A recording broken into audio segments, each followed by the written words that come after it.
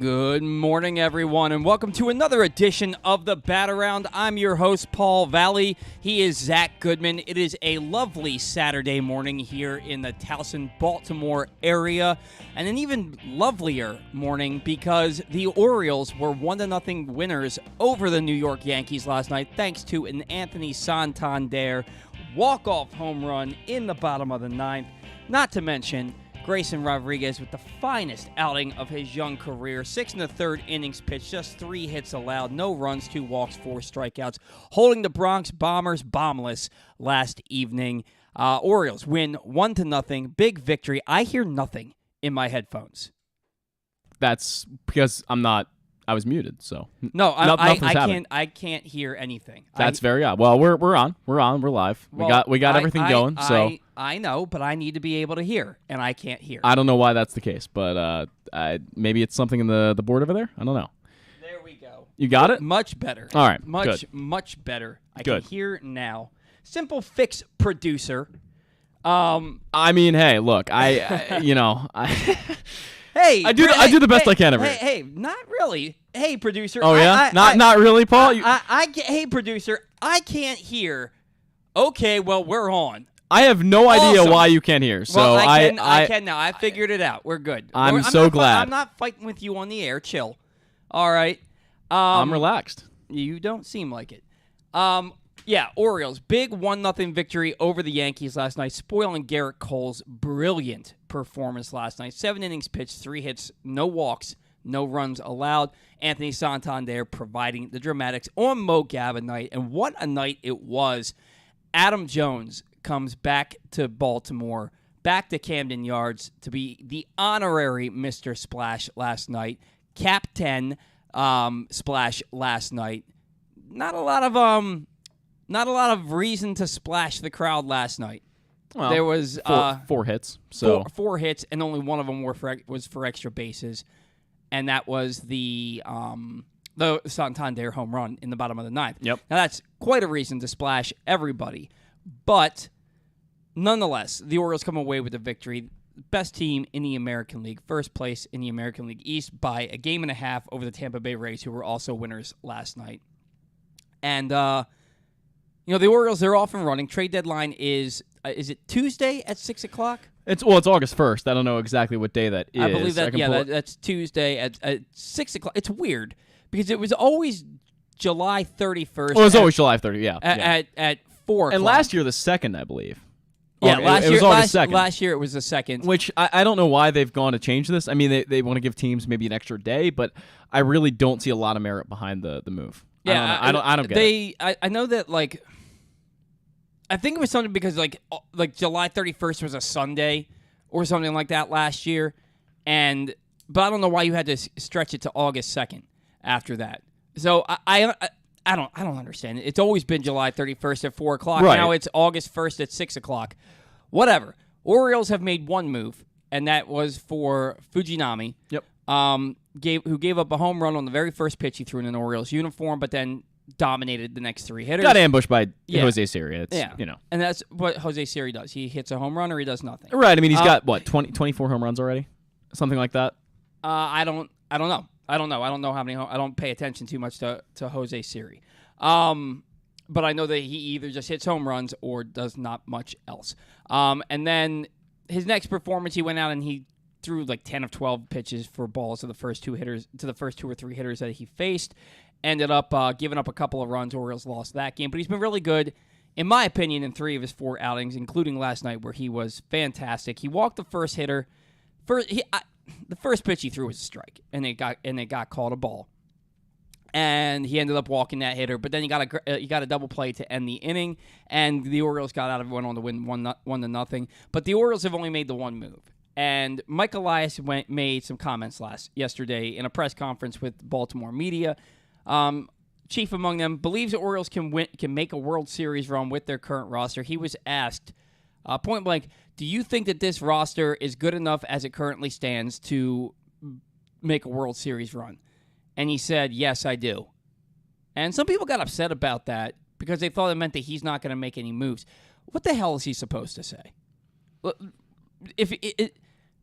the way the question was framed, it was basically asking him to put his foot in his mouth like he did last year. Sure. If he says anything other than, yeah, no, I think we're good enough to make.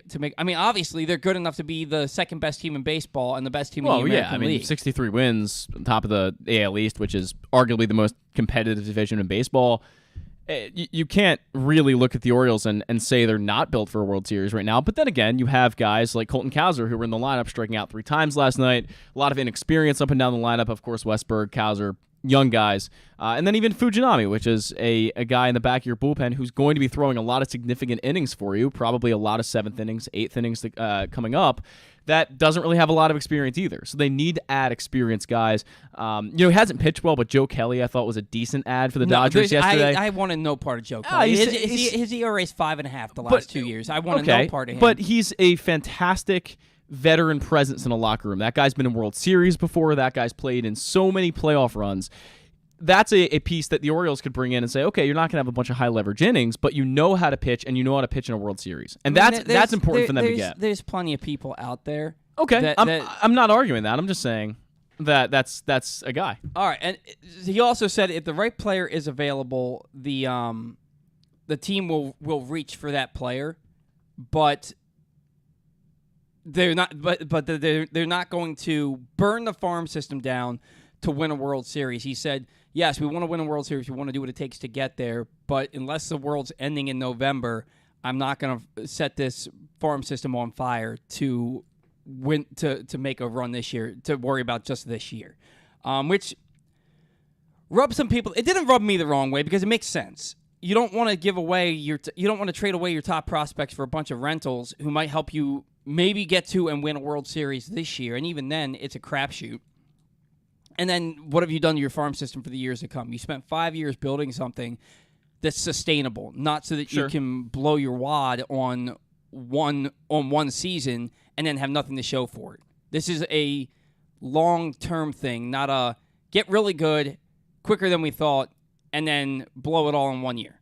So I understand that. I also think that they need to add that if you're the best team in the American League and you have the obvious weaknesses that the Orioles have shown, that you need to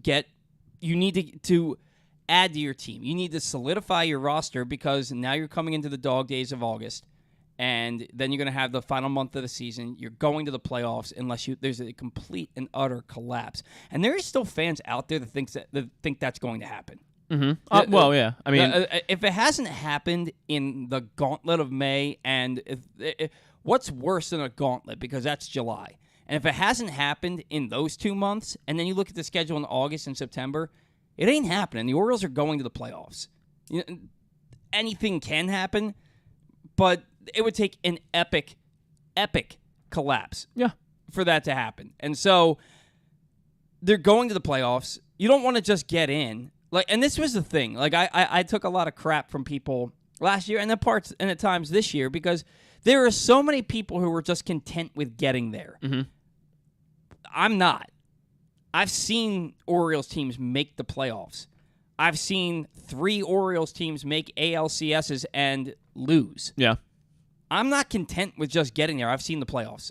I get there and go to a World Series. It's been 40 years. To me, you look at what the Brewers have done, and they had a similar rebuild, I think you would argue, to what the Orioles did. It took them a while. They were bad for a few years. They never got to the farm system level the Orioles did, and they kind of struck gold with Christian Yelich and a few other guys, but they got to a point where I said if the Orioles rebuild ends up like that, where they make the playoffs year in, year out, and albeit in a much easier division with the Orioles play in, then that's a success. I said if you match the Brewers, you do what they do, that's a success. I agree with you now. I'm past that. I think the Orioles can do much more than just make the playoffs. I think there's much more talent than what the Brewers ever had when they were good. And I certainly think that the Orioles have the potential to do a lot more than that. So, if they only get a wild card position this year, the Rays end up winning this division, and they lose out in the wild card, the first wild card round, and I believe it's going to be 3 games? Isn't that what it usually is now? Then that's a huge disappointment to me. That's a loss because right now, Glenn mentioned it when I was doing a show last week that the Cubs had a World Series window that they thought was going to last for about 3 or 4 years, and it ended up only being 1 year, and they won it that 1 year. So Elias can talk about building depth and how important that is, and I'm not going to disagree with that. But he's also got to understand that World Series window could close. They don't know. I mean, sure, you do have Jackson Holiday coming. Grayson Rodriguez, if he pitches like he did last night, is going to be an ace for the next 5 years. But you've got to also make moves that really supplement what you have here right now, because the World Series window, you just don't know how long it's going to be open. Yeah, one team wins it every year. Exactly. There's 30 teams, and when's the last time we saw the same team win the World Series in back-to-back years? It hasn't happened since the 98, 99, 2000 Yankees. It has not happened. It's not a thing that... And I think the last time you saw the same team... Well, I guess the Dodgers and Astros have gone to their share of World Series over the last several years. So you can get there multiple times, but you want to win. And if you have an opportunity right now with the second-best record in baseball... And you're close. You're close to the Braves, and you were right there with them when you played them. If you have the second-best record in baseball, you're the best team in the American League, a game and a half up in the toughest division in baseball. Yep. You have that opportunity to go out there and make something special happen for your fan base, something that hasn't happened for your fan base in 40 years. Right. You want to talk about how the All-Star Game hasn't been in Baltimore since 1993, and other teams have hosted it twice since then. Go win a World Series. Be relevant. Yeah, that'll certainly get Manfred's attention. Be relevant, because since that All-Star Game in 93, the Orioles have had 8 winning seasons. Right. They've had 8 winning seasons. Yeah. So be relevant. They certainly weren't going to give the Orioles in the dark years, where it was years of just losing and winning 75 games or less.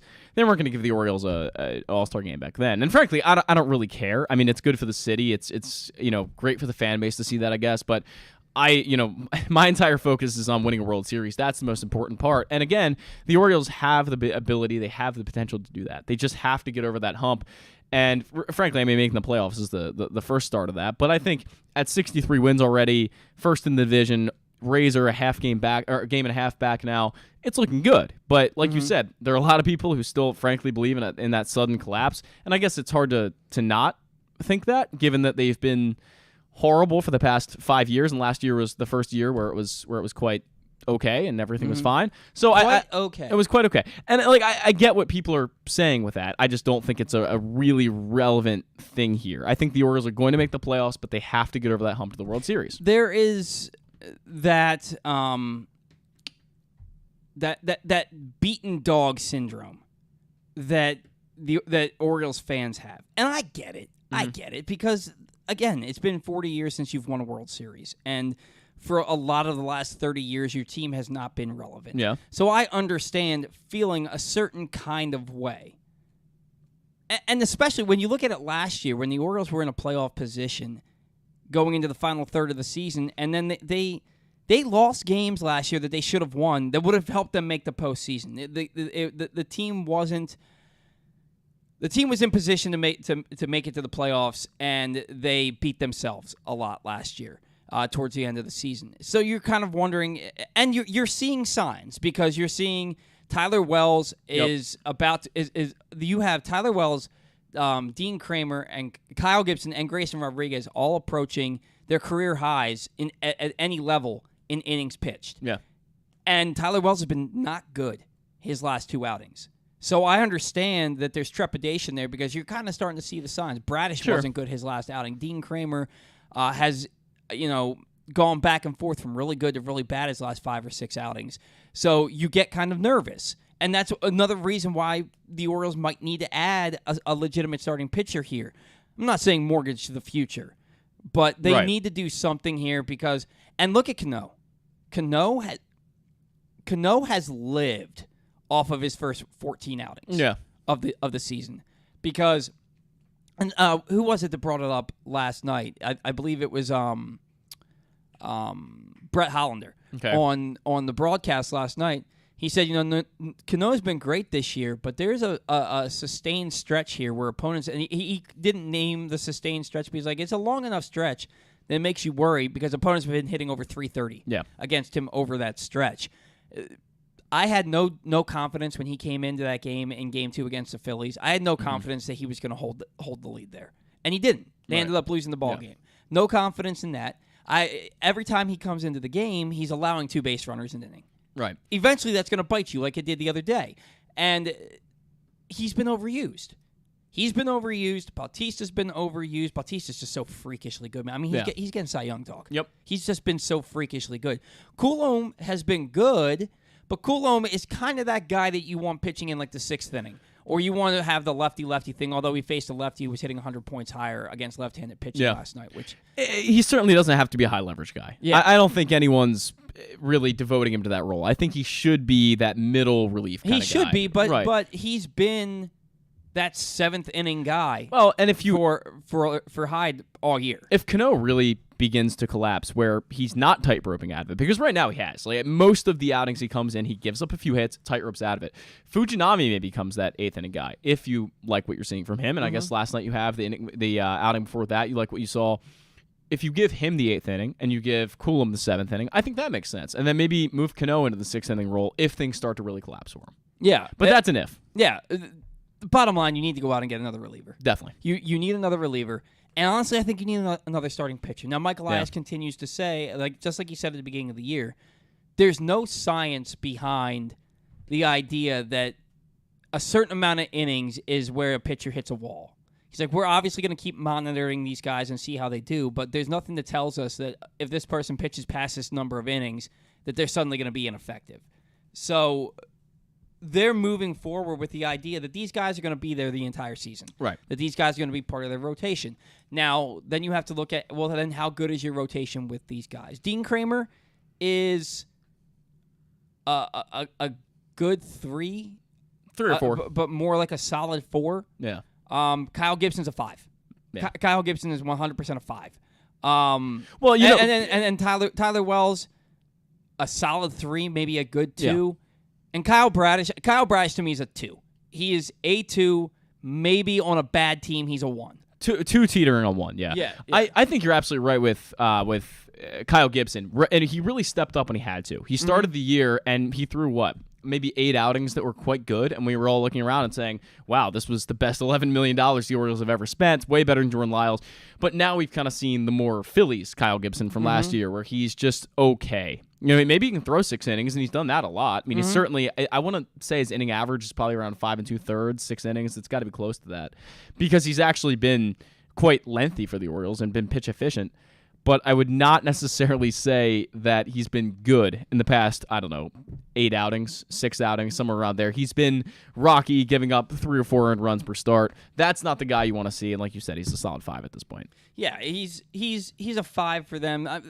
The Orioles starting rotation it's good. Yeah. It's good. It's not great. It's not good enough to make you have confidence that your team's going to put it together in the playoffs for a sustained run. And who's throwing, game 1 of a World Series? Who's the guy who comes out, you just shut him, to shut everyone down, get that momentum in the World Series? I don't see a guy there that's going to do that. Maybe Kyle Bradish, but then again, Kyle Bradish has had starts where he's not at all that guy. Maybe you look at Corbin Burns as that guy. He's had an up and down year.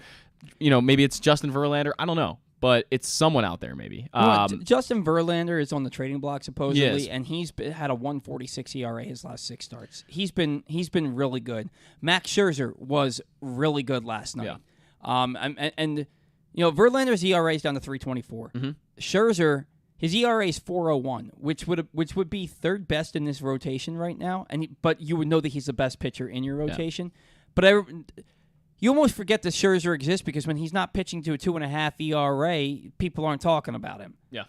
But the Mets have been just so bad this year compared to what they were supposed to be. But I mean, look, you have a lot of guys in this rotation that are really good. You need that one guy. People keep bringing up Corbin Burns. He's not coming here. No, he's not. I'm not suggesting it.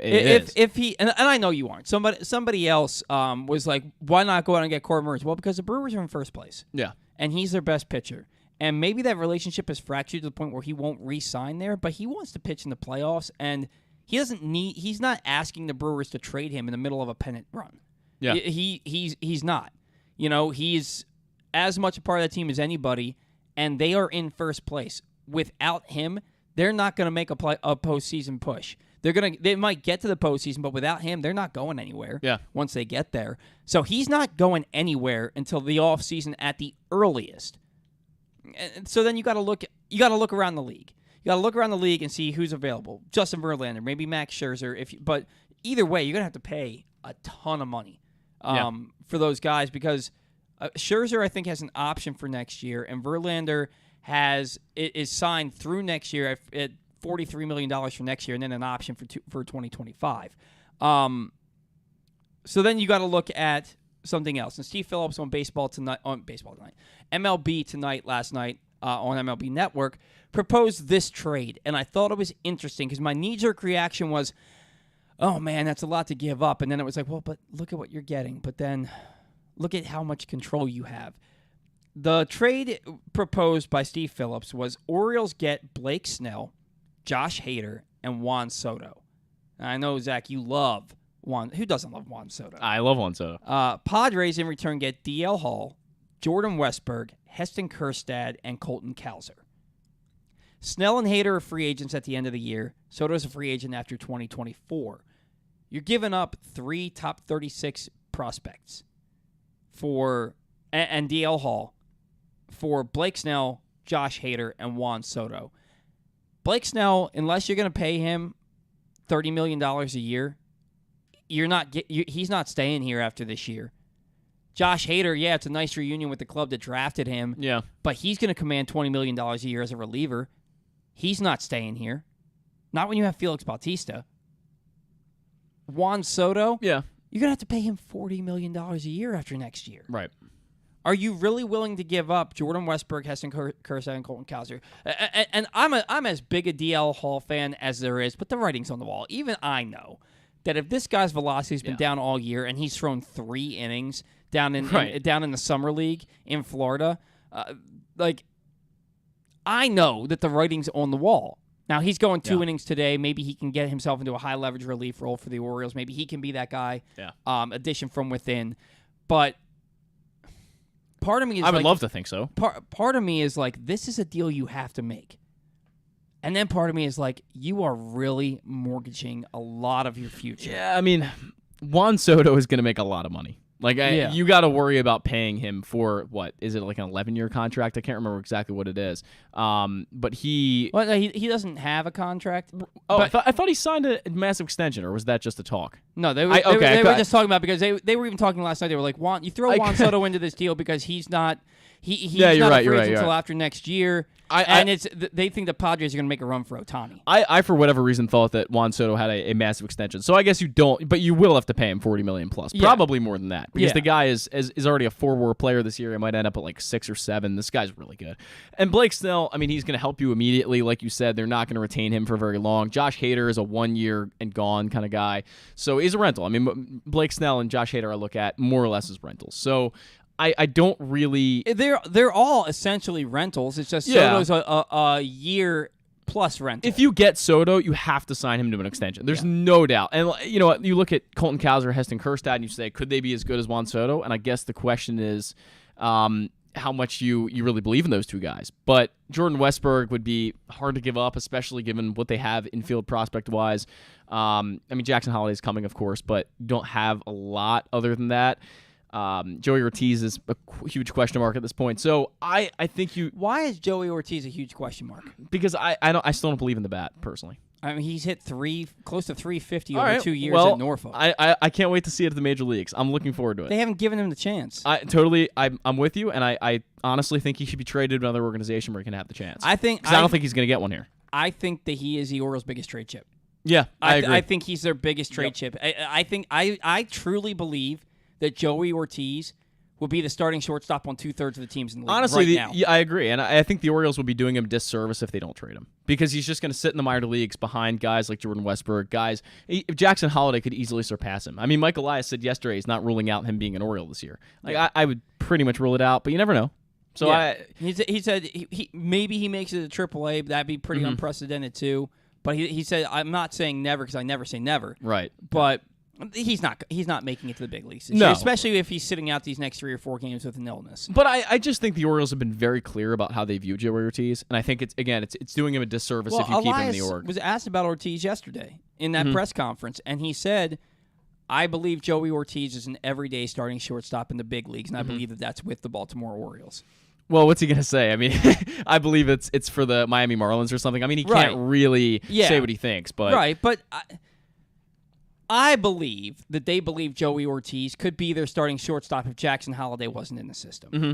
I believe that. Could be the case. Now, do they think that maybe there's more trade value in Jordan Westburg because you can play Ortiz at second base? Westburg has gotten to the big leagues, and he hasn't been – at times he looks overmatched, but he's held his own. Yeah. And it's his first taste of the big leagues. He's only going to get better. Maybe they're thinking, okay, and they know that Jackson Holliday can play second base, right? So Sure. It's Joey Ortiz. You could put Joey Ortiz at second, short, or third, and you're not going to lose any defense there. Right. So ultimately, I believe that Joey Ortiz is the Orioles' biggest trade chip. Yep. I believe that he could start on just about any team in baseball at shortstop and be a good player. By the way, I said the Marlins, and they're buying apparently now. I mean, they're doing pretty good in the division that's also really tough and competitive. So it looks like they're going to be buyers, but they would have they would have that wealth of pitching to grab from. So maybe they sell someone and buy somewhere else, and that could be the case. And they just picked up David Robertson. David Robertson, yep. Didn't they pick up a starter too? I don't believe they have yet. I thought they made another move to pick up something. I would have liked David Robertson, I'll be honest. I really wanted David Robertson. Lance Lynn goes to the Dodgers. Lucas Giolito goes to the Angels. The Angels, and we have to get Stan on the line here, but I want to ask you really quickly. Are the Angels stupid for going for it? Yes and no. That's your sounding off segment, isn't it? No, it's going to be about another move they've made in the minor league system, actually. Yeah. I'm going to talk about that. But I think the Angels, given that it's been since, 2014 they've made a playoff run? Yeah. It's almost like, why not at this point? Well, because you don't know how much longer you're you have. still not as good as the teams that are in front of you, and you're pretty far back. We'll talk about it when we do your sounding off segment. We'll do a whole Angels segment. Yeah, we'll do the whole all-encompassing. Let's get Stan on the line. In the meantime, I want to remind you that today's show is brought to you by Press Box Offers. If I can find it in here. Yes. Brought to you by PressBox Offers. PressBox is offering new sports bettors the best sign-up bonuses and promos from 7 legal online sports books. Go to PressBoxOnline.com/offers now and get offers like $150 in bonus bets from DraftKings after placing your first $10 bet, or up to $1,250 in bonus bets from Caesars. Time is limited to get the best offers from all of the sportsbooks. So go to PressBoxOnline.com/offers and sign up today. Back for his weekly segment after a week hiatus. He is Stan the Fan. Charles. Stan, good morning. How are you? Good morning, Paul. How you doing? Good morning, Zach. What's up? We're doing well. Orioles with a really nice victory over the Yankees last night. An epic pitcher's duel where Santander plays the hero. We're going to get into that in just a second. But Zach and I were just talking, Stan, about a trade that Steve Phillips proposed on MLB Tonight last night on MLB Network. He proposed that the Orioles get Blake Snell, Josh Hader, and Juan Soto from the Padres in exchange for DL Hall, Jordan Westburg, Heston Kjerstad, and Colton Cowser. You got to give something up to get something like that in the package. Hader and Snell, free agents at the end of the year. Juan Soto, free agent at the end of 2024. I would find it very unlikely that the Orioles will be able to keep any of them. Would you be willing to pull the trigger on a deal like that, Stan, to get those 3 players who could maybe put you over the hump as favorites for the World Series in the American League? Me personally, I'm not interested in that route. No. It seems like a lot to give up. A lot of young guys under team control for the foreseeable future that could really impact your ball club, not just this year, but many years down the line, for guys who are not going to be here this time next year. I'm just not interested in that. And I think Mike Elias kind of addressed that yesterday. I didn't go to the ballpark because of the heat yesterday. I'm 71 years old, so I didn't go to the ballpark. I get it. So I missed out on the press conference that Mike held, or an informal presser that he held with people. But he pretty much dispelled the notion that the Orioles are going to reach for something of that magnitude. I just don't see it in the cards at all. Yeah, the last time I looked, Steve Phillips is a pretty good talk show host, but I don't want to call him winning any World Series either. That's true, and it kind of disgraced as far as I mean, GMs are concerned. That's great clickbait to bring that up, a trade like that. It's not in the cards. It's not happening. Yeah, and I think I'm with you, Stan. I don't think I would want to do something like that either. Mike Elias did say that, if the right player was available and if it was the right move for the Orioles, they may reach for something. But it wouldn't be something like that. You're giving up. You would have to give up 3 top 36 prospects in all of baseball to do that. I went back and forth on it, and I came to the conclusion that I just would not be comfortable doing that because you're giving up a lot for a year and 2 months essentially at best. Right. Now, last night, if you want to talk about like one of those players, like a DL Hall, Snell's a free agent, right, at the end of the year. He and Hader, yes. Yeah, I'd have interest in Snell on a short term, like a DL Hall and something for Snell. I would do something of that magnitude, but I don't know even where I'm going to fit Juan Soto into my lineup. And Josh Hader, as great as he is, we've got a guy I think is personally better than him. Oh, yeah. As our closer. So am I going to give up a tremendous amount for a setup guy when there are other guys out there that we don't have to give up an arm and a leg for? I'm sort of all in, more so all in on seeing what evolves here and trusting Mike to do some moves around the edges that really get the team a little bit more solidified. Yeah, I think that there's still some moves coming, or if not just a singular move, something that's going to make this team a little bit better. I'm inclined to believe it's going to be bullpen help because everybody's looking for starting pitching at this point. And the Orioles, they may have found something with Grayson Rodriguez in this second stint in the major league. Stan. This was an eye-opening performance last night. I had taken a pretty strong opinion that Grayson would not really significantly impact this team. And when I'm wrong on something, I'll admit I'm wrong. And I don't know that I'm wrong full circle on this, that he still wouldn't have been better helping the team this year in coming into a long relief role. But for one night, that was an eye-opening performance. Oh, it never looked like that in the major leagues to me. He was excellent last night. He was hitting his spots. At one point, his first 30 pitches of the game, he threw 4 balls. He was absolutely fantastic last night. And I thought, I'll tell you, my brother came over and we were watching the game together, and we were really taken with the strike zone of that umpire last night. Mm-hmm. It was just, to me, it was just awful. He seemed to be. He really, and you've been, we've talked for a couple of years now. Do I complain about umpires? No, you do not. That was a awful performance by that umpire last night. And Stan, umpires' performances, I feel like this is the worst I've seen them this year. Across the board, the strike zones have been pretty egregious all season. Yeah. Do you think that there's something to that? It just seems like they all regressed at the same time. And I don't know. I don't understand it. Maybe I don't know what it is. There's when I looked up his name last night as the game started, I've never heard of this guy, Shane Livensparger or something like that. I've never heard of him.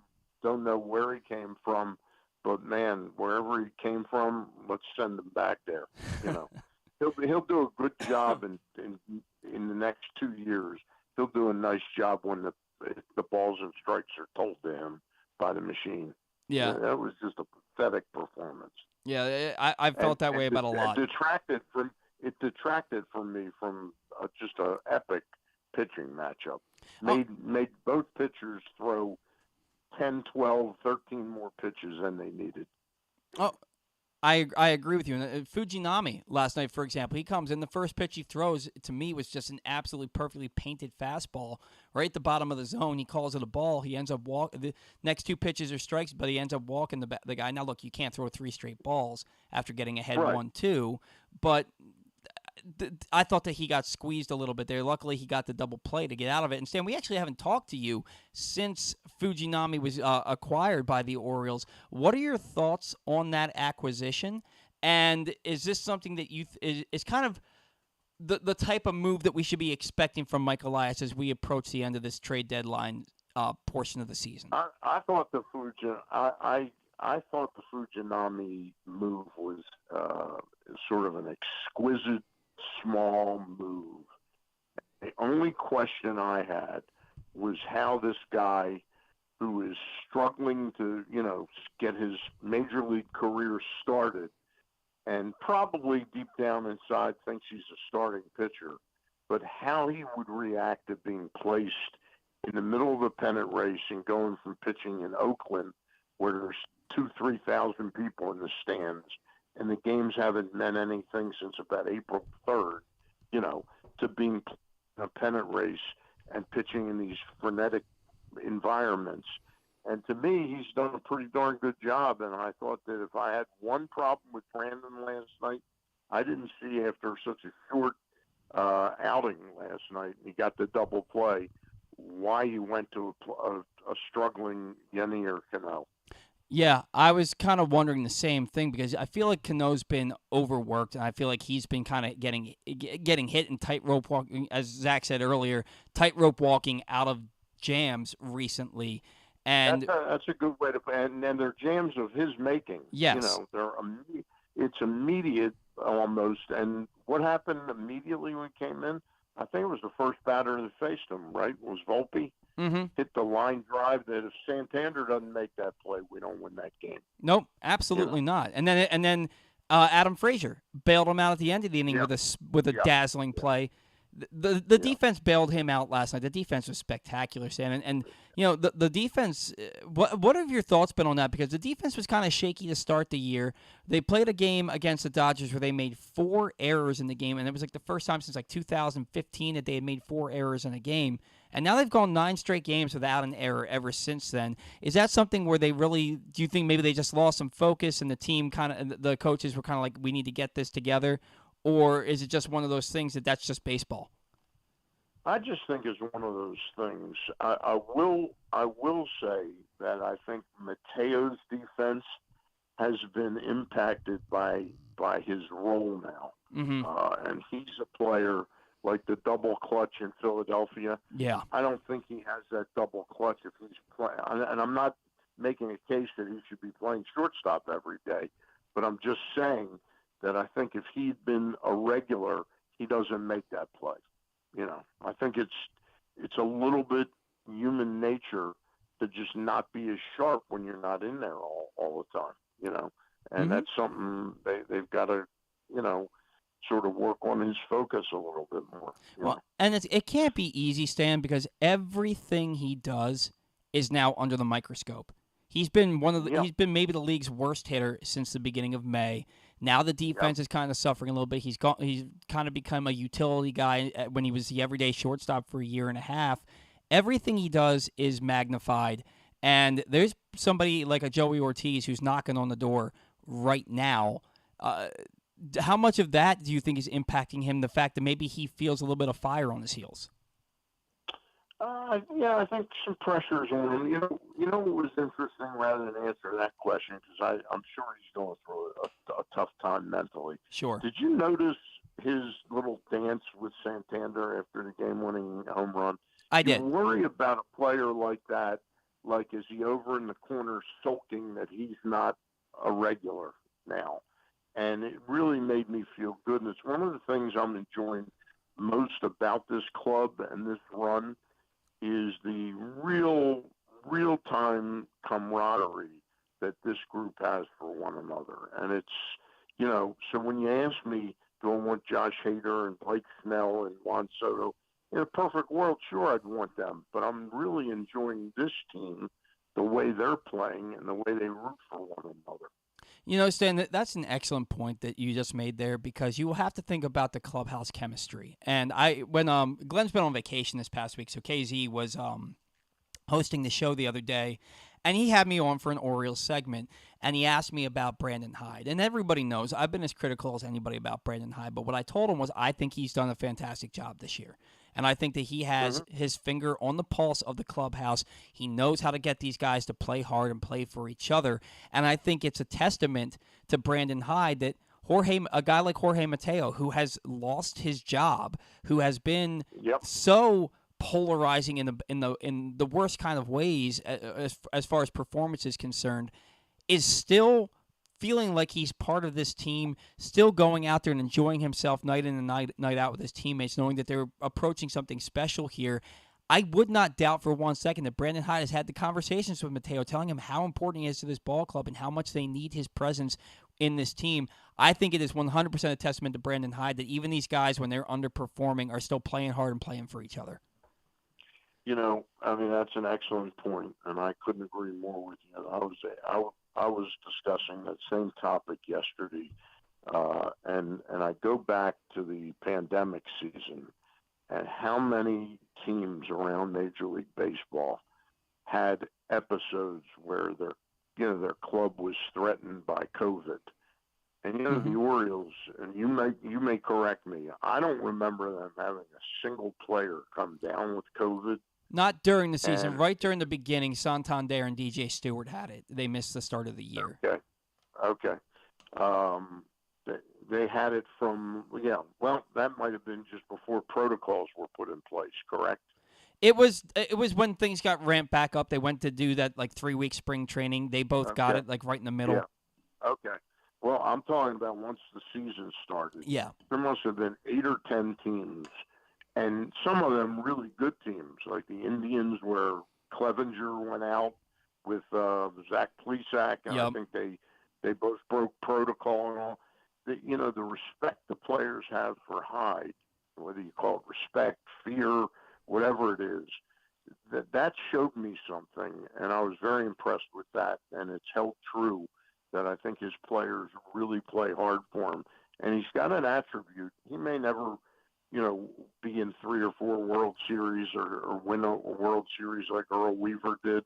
But I'll tell you one thing that Earl always did. If a player was on his roster and he may have been pissed at him or something like that, didn't really want him on the roster, but if they were on his roster, he played them and made them part of the team. I'm sure all of us grimace. We would have loved this week when Hicks went down that the move would have been Kerstad.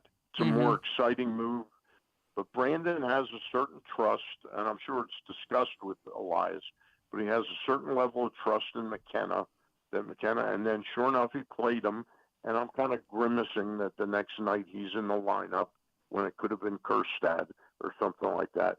And that's Brandon Hyde, and overall, that's a strong attribute in a manager, is to make everybody feel part of the team. Yeah, and he's got their trust. They trust him, and they go out and they play hard for him. And at the end of the day, I may disagree with him pulling out Fujinami after the double play, and I may disagree. You and I are in agreement. You're in total agreement with that. Yep. Yeah. But at the end of the day, this team, the results speak for themselves, and he can't be doing a bad job if the team has the best record in the American League at the end of July. Well, let's be honest.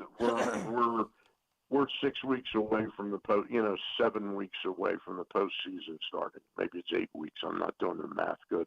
But we're probably 8 weeks away from him having nailed down the manager of the year in the American League. Yeah.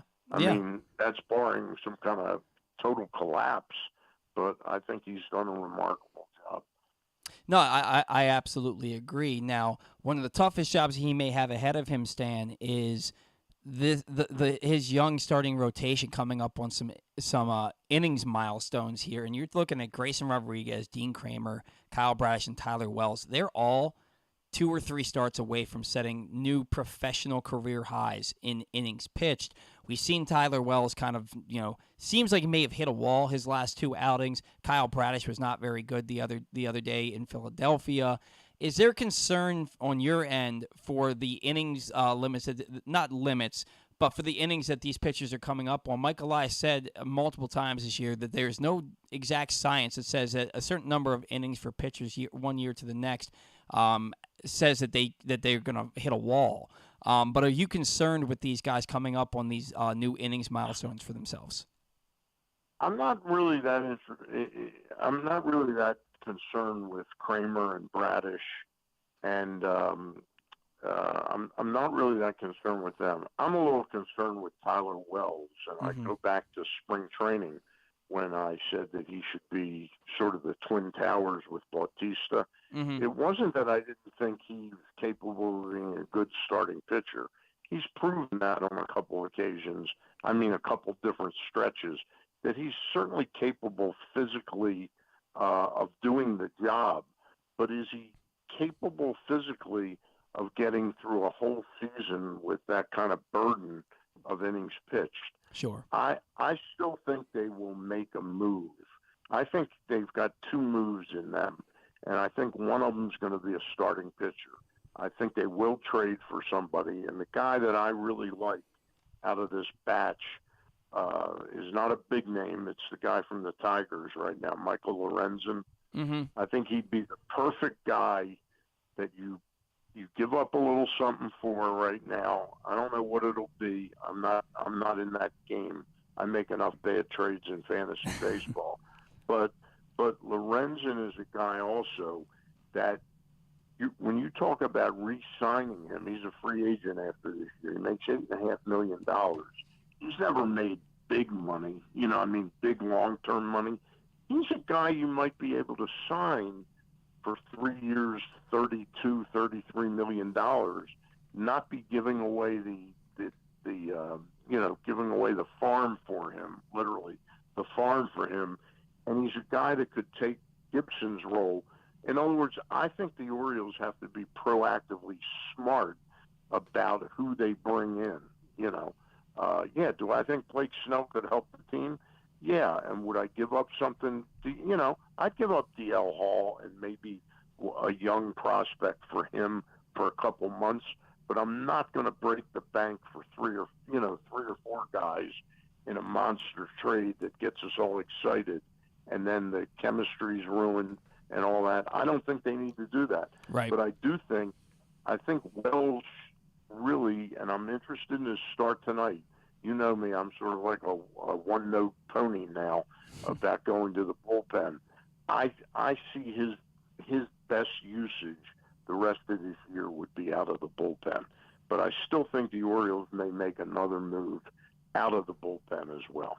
Yeah, I do think that they've got a couple of moves in them. I think that you almost have to, with where the team is, with how, and Mike Elias isn't in the business of having a knee-jerk reaction to fans, right? But after the whole, he's going to do what he thinks is best for the team. No question. I agree. I see bedlam amongst the fan base, because we all know how badly we misconstrued what liftoff meant, and I know that you probably weren't part of that, Stan, but a lot of us misconstrued what liftoff meant in the offseason, and now you're looking at a trade deadline where you're maybe a move or two away from being a legitimate World Series contender. If they don't do anything, I want to get rid of all my social media. I don't want to see it because I couldn't handle it. Zach, you had a comment. Sorry. One of the things, let me just, and then Zach can toss in. One of the things I think is important to focus on is we've watched recent World Series and postseason series. Okay, we haven't been part of them, but if Mike Elias genuinely thinks that he's got enough pitching, he's really making a mistake there. Yeah, because none of these pitchers, Kramer, Gibson, none of them are going to go more than tops 5 innings in a postseason game. Yeah. Okay, and it all comes down to how many arms do you have in the bullpen that you can trust. Okay, and Brian Baker appears to be a nice guy and all that. That's not a guy I trust in the postseason. Okay, I want better than that on the team. Bauman can hang around, but I got to get a more proven commodity than Brian Baker if I'm really if I'm really being honest with myself, you know. So Stan, that's going the way back. I feel. Going back to that liftoff comment that Mike Elias made in the offseason, I saw an interesting tweet from Connor Newcomb this morning from Locked On Orioles podcast. He's been on our show multiple times. He said, at this point, it doesn't really matter what Mike Elias says. He's shown time and time again his words mean nothing. I don't really read into the things he said.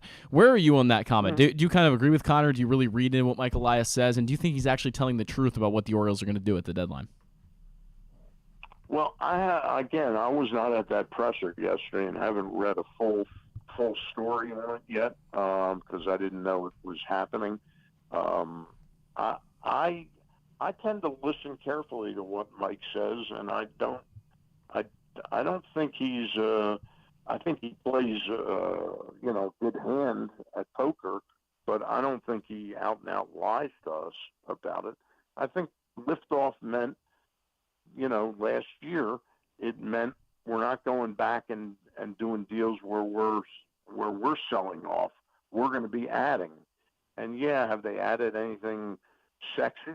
No, but I think the Fujinami deal was really very interesting. The Frazier signing has proved to be, despite his defensive metrics and all that, and the fact that his batting average has declined as the season wore on. He's been a really solid pickup, though, for the team, and fit in nicely. Gibson's been a solid addition for the most part to the team. He's not a particularly sexy guy. So I think the moves he's made, he's been true to sort of what he says. But I don't go to sleep at night worrying about what Mike Elias says. I'm going to watch what he does. Yeah. And my gut feeling is he does the right things. I wrote a column last week about him, and I ended by saying, in his prime as a general manager of the Ravens, Baltimore football fans had the saying, in Ozzie we trust. And I think it's about time some people start using that phrase with Mike Elias, that we trust his ability to thread a needle. And it's probably insulting to wonder whether he's going to do something or not, because he's a smart guy. You don't think he's thought this through? He and Sig have thought this through a million times, what to do here. So I have a lot of confidence in Mike. I do too. Everything that he said he was going to do in his introductory press conference, he's done. He's checked every box, almost seemingly in order. So I've been at the point with Mike Elias basically since last year, where he's just as much in Elias we trust as it was in Ozzie we trust. He has my full trust and support. I think he's been fantastic. Yeah. Now, Stan, before we let you go, I have two more questions for you. One Orioles and then one just baseball. With regards to the Orioles, they just came off a road trip in which they averaged 3.8 runs per game. Then they scored one run last night in that victory against the Yankees. Now, look, I get it. They were facing Garrett Cole, and they were facing the league's best bullpen. So I understand that. Santander was 4 for 40 before he hit that home run last night. Yep. Adley Rutschman is hitting like 233 since the All-Star break. Gunnar Henderson is hitless his last 4 games and is hitting just 153 over the last week. The offense has been sputtering. Does this team need to add one more bat at the deadline, or do you think that it's just one of those things where they're going to come around and as long as they get the pitching, they'll be okay? I think I'd be focusing on the pitching and maybe the one move we see before too long is still the Kjerstad for McKenna move. Okay. That's about what I see there. I'm sure there's a perfect player to fit. I would have loved to have seen Westberg and Cowser hit the ground running a little bit more. Yeah. They've been, Cowser especially has just not really gotten off. Westberg's shown some signs, of what he is. And he's a wonderful defensive ball player to watch. He's really terrific. Mm-hmm. Yeah. But I don't as readily think, again, we're talking about a team that's missing Hicks and Mullins. The ball club knows certainly a lot better than I do when they can come back. Sure. That could impact them if the right, if suddenly out of nowhere we get an outfielder in here. I don't think it would be the end of the world. Yeah, I can see the merit in bringing in a bat. I can also see the merit in not doing it. I think Colton Cowser, once he gets going, I think he's going to get going and everything's going to come in a flurry. I think that the bat's just going to heat up at some point and you're going to really see the type of player that he is. It just hasn't happened yet. And we saw it with Gunnar. We saw it with Adley. This just kind of happens to young players, and I totally get that. Now, the final question I want to ask you, Stan. The Orioles were rumored and linked to Shohei Ohtani until the Angels came out and said that they aren't trading him. Then the Angels go out, they trade for Lucas Giolito and Reynaldo Lopez. Ohtani he's a freak. 9-inning complete game shutout, allowing 1 hit, and then an hour later he has a 2-homer game. Homers in his first at bat yesterday. Did the Angels do the right thing in saying, you know what, no, we're going for it this year, making that trade? I think it might be too little too late, and you're going to get nothing for Ohtani leaving inevitably in the offseason. Did they do the right thing, or should they have traded him and gotten as much as they could for him? I mean, that's a really great question, Paul. I think, Artie Moreno is sort of, I guess he's like late 70s, early 80s. I think he's probably had a pretty similar notion of what the right thing to do was for him and for the fans out there. Long term, I don't know if he did the right thing. It certainly becomes the right thing if he signs him. And I would have to believe that Artie Moreno, sort of in his calculus, I think he thinks he can sign the guy. And they thought trading him somewhere else gives them, that puts them behind in the ability. The level of player that signs when he's traded is Mike Bordick. It's not this guy, And Artie Moreno probably has as much money as any of the other owners in baseball, And if he wants to sign him, he'll sign him, and then we can say he did the right thing. Fair enough. Sam, what do you got coming up this week? Ross and Luke and I are going to convene on Tuesday at 4:00, right around the trade deadline, to do our baseball Zoom, and then Thursday at 7:00, Gary Stein and I will be talking to John Kelly from the Kelly Family Benefits, and John is the co-chair of the Maryland Cycling Classic. So we'll be talking to him about the upcoming cycling classic. Excellent. Good stuff, Stan. Hopefully we'll be talking about some solid moves for the Orioles next time we speak. Yeah, Enjoy. Let's keep our fingers crossed. Yes, right? sir. Enjoy the rest of the series against the Yankees. We'll talk to you next week. You too. Have a good one, guys. Bye. You too.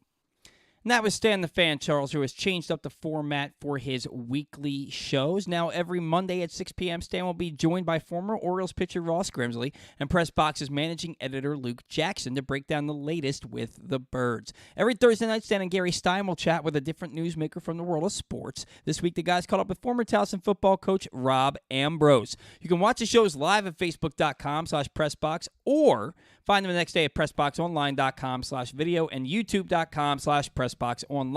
So join Stan, Ross, and Luke this and not this Monday night, this Tuesday night at 4:00 as they do a deadline special roundtable for you. But every Monday night moving forward after that at 6 p.m. and Stan and Gary Stein every Thursday night. It's now time for Sounding Off with Zach Goodman. And that the final question for Stan kind of rolls into what Zach wants to talk about today. It's going to be kind of a whole Angels theme here. Talk about him. And Zach, what's your first gripe, I would say? Well, I sent you this yesterday because I just thought it was one of the most ridiculous things I've ever seen, but it's pretty in line with what the Angels have been doing over the few years, and I'll explain about that. But the Angels promoted their first-round pick this year, their 2023 first-round pick. His name is Noah Shanuel, I believe is how you pronounce that. He was already promoted to AA yesterday, excuse me. That's Rocket City, after playing just 5 games at low A, not even high A. We're talking about low A here, and he went 5 for 6. Like he was really good. He hit 833 or something. He played 5 games. Well, complete in rookie league and A ball. Yes, total. He played at the single A level. So then he's already moved up to AA Rocket City, And that at Joe Doyle, the minor league baseball reporter, I guess that's what you call him. He generally covers the Mariners and a lot of other teams, and then specifically the draft. And I'm going to credit him for FSS Plus. It's a Future Stars series thing. Anyway, just wanted to give him his proper credit for this tweet. He absolutely shatters Zach Netto's, who is the current starting shortstop for the Los Angeles Angels, 7 game marks for games played below AA. So this is what the Angels have done. Another infielder, he plays first base and the outfield, so he's going to play both. Another guy in the Angels system who has played less than 7 games at any level below AA. And look, I guess I get it. I mean, they want to really expedite guys, but think about, besides Shohei Ohtani and Mike Trout, over the last 10 years, how many homegrown Angels stars can you think of? And you could do this exercise for every team, but the Angels have consistently had one of the worst farm systems in baseball. I just looked. Bleacher Report has them ranked right now at number 28 after the MLB draft. They consistently promote guys way too quickly. Zach Netto is only 22 years old, and he's playing well. He's about a 2-WAR player right now. He's batting .250, 8 home runs. Things are going okay. 4% better hitter than league average. He's been fine. But to say that he only played less than, let's see. He played 44 games in the minors before he was promoted to the major leagues. Only 7 games at AA, as I mentioned before, and then at high A, he played 37. To me, that was a rapid promotion. A guy who's 22 years old. He didn't come out of a super huge school like Vanderbilt or UCLA or one of these massive schools that produces these guys that are just ready from the jump. Like a Kumar Rocker is going to be ready a lot quicker than most other guys in the major leagues just because he was older and he was better, and that's what Vanderbilt generally does. Sure. But this guy went to Campbell University in North Carolina. It's Love their soup. Yeah, great. Campbell's soup's fantastic. Not a huge school. Not one that's known for producing these talents that everyone just raves about. And he was simply rushed through. And again, he's playing well, but not anything to write home about. Florida Atlantic University for Noah Shaniel. And again, I'm sorry if I'm pronouncing his name wrong. I think this is ridiculous. I think you've got to give guys a fair shake in the minor leagues. Let them play their way to the majors. And at this rate, especially have them play 20, 30, 40 games at AA. AAA, whatever. I mean, a lot of AAA players are MLB rejects, 4A players. I actually think in a lot of cases the competition is better at AA because there's just better prospects there.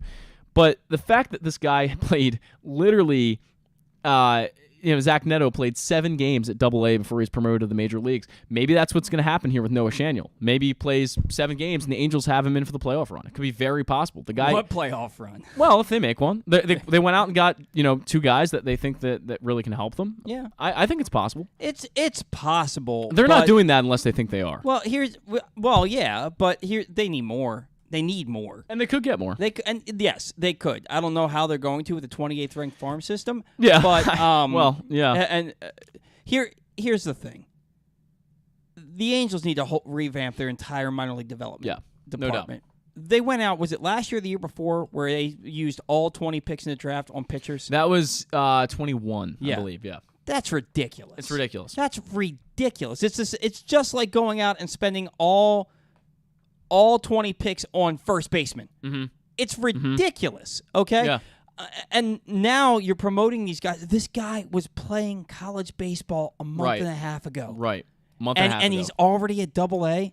And again, maybe if that's, Spencer Torkelson, whatever, right? Okay. Like that's Jackson Holiday. I guess maybe Jackson Holiday, but as a high school guy, I'm thinking of like the most complete guys, like a Kumar Rocker, as I mentioned before, or a Spencer Torkelson or Adley Rutschman. If you move them immediately to AA, I'm not going to have a problem with it, right? Because they came out of huge schools. These are guys that have that track record there. Florida Atlantic. I mean, no offense to Florida Atlantic, they're not Vanderbilt. Yeah, they're not. They're not. No, it's a fair point, and it leads you to. And you said maybe they bring them up for the playoff run. That makes so little sense to me, and I know it makes so little sense to you also. And the whole thing that the Angels are doing makes so little sense to me, right? Because you're third in your own division. You're on the outside looking in at the playoffs. Texas is kind of faltering right now. Houston could catch them. Right. You have to believe that the American League East is getting at least 3 teams in the playoffs, if not 4. Yeah. You have to have the division winner from the Central. Right. Are you going to pass the Astros? Because you have to pass the Astros, and then, oh, by the way, you also have to pass the Blue Jays, maybe the Yankees. Yeah. Is that going to happen? Doubtful. Maybe Doubtful. you pass the Twins. Well, that doesn't matter because they're not in your division and they're going to win theirs. Right. So I get it. It is a really hard sell to your fan base to trade the greatest player of all time. And let's make no mistake about it. All credit in the world to Barry Bonds and Honus Wagner and Willie Mays and Ted Williams. You know, Shohei Ohtani and Babe Ruth. Shohei Ohtani is the greatest player that ever lived. Even if he only does this for a couple more years, he is the greatest baseball player in the history of the sport. And I was hesitant to say that last year. There's no doubt. Yeah.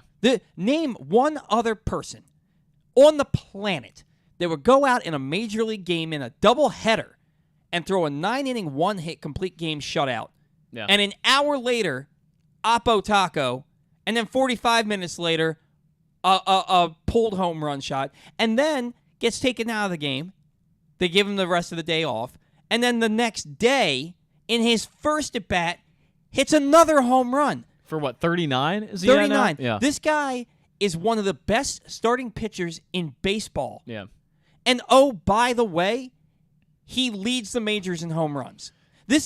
What he's doing, he's not going to win the Cy Young, right? But this guy could win 15 games with a 3.5 ERA, probably lower, and hit 60 home runs this year. That's stupid. So I totally understand not wanting to trade that guy. Yeah. I totally understand not being able to tell your fan base, we traded away the greatest player in the history of the sport. I get that. Is he going to sign back with you? You better be damn sure that he's going to sign back with you. Otherwise, I think it's a tougher conversation to say, I let the greatest player in the history of the sport walk away from my team for nothing but a compensatory pick. Right. Well, and here's my real argument. The Angels, again, as I mentioned, 2014, last time they made the playoffs. Mm-hmm. They haven't really gotten that close again. They really haven't. I mean, I don't remember many times where we're saying, man, the Angels, it's right down to the wire for them. It's not, because they really don't get there. They've had Mike Trout, who was arguably going to go down as a top 10 great player of all time. Yep. He is. I mean, he's already there, really. Yeah. He's injured again, which shouldn't surprise anyone. It sucks. I honestly think that Mike Trout's never going to be healthy for an entire season again for his career. He's got to be a full-time DH. Yeah. And that sucks because he's so good. He is. But he can't play the field anymore. You can't it's not that he doesn't have the capability. It's just too like fragile. What the Twins have to do with Byron Buxton. Fragile. You have got to keep this guy in the lineup. You got to DH him. I mean, he was already a 3-WAR player. And, he was only hitting 263, but what he was able to do with the power and the number of other things that Mike Trout does, he's Mike Trout. I don't have to give you a rundown on why Mike Trout's a great player. Right. But the point is that the Angels have had Mike Trout and only given him one playoff appearance in his life. In his whole life, he's only had one playoff appearance. I feel for Mike Trout. I've felt for Mike Trout for a while. And wasn't it one game? It was one game. It was literally one game. It was a wild card game. It was a wild card game. They lost. Correct. And then Shohei Ohtani now, who, like you said, is the greatest baseball player to ever walk the earth, is probably going to miss the playoffs this year. Most likely, we think. But to wrap up my entire point here, it's a hard sell to the fan base to say, well, Ohtani's probably walking at the end of this year. We're not going to try to go for it this year. They're in third place right now. They have a chance. They have a winning record. They're 4 games over 500. They have a legitimate chance. And it'd be a really hard thing to say to your fan base, no, we're not going to go for it. So maybe, if we look back to what I started with and Noah Shaniel, maybe they say, maybe Noah Shaniel can come up and hit for us a little bit because he certainly is hitting so far in the minors in his first 6 games. And so maybe they look at it that way. I don't know how the Angels are looking at this, but I think they're rushing guys because they feel so desperate to give this fan base any kind of win. Kind of win. So let me ask you this. Wouldn't it behoove them to trade Shohei Ohtani in a package? Maybe not a package, just Shohei Ohtani to the San Diego Padres for Blake Snell, Josh Hader, and Juan Soto? Yeah, as much as Ohtani helps their team because he is a 7-3 WAR player, I think that package actually does better for you because you're getting more a starting spread out. pitcher, you're getting an elite reliever, Yeah. and you're getting a guy to replace Ohtani's, not fully replace Ohtani's production, but you're getting a damn good baseball player who's 6 years younger. Right, and Blake Snell's arguably pitched like an ace. Yeah. I mean, he's a 2.61 ERA right now. Josh Hader is He's got the lowest ERA in I think in baseball. Lights out closer right now in Josh Hader, and then Juan Soto, who's at almost 1,000 OPS and tearing the cover off the ball. Not much of a defensive guy anymore, but you don't need Juan Soto to be that guy. Yeah, Ohtani's not that guy. Right, Ohtani's not that guy. It almost seems like to me that would be a better play because if you add the three of them up, they're probably worth a little more than Ohtani. That's the type of trade that Artie Moreno could make and have the fan base not lose their freaking minds. Right. And it keeps you in the playoff chase this year. Yeah. That trade makes so much sense to me for both sides because the Padres want to try and sign Ohtani anyway. Mm-hmm. You trade for him.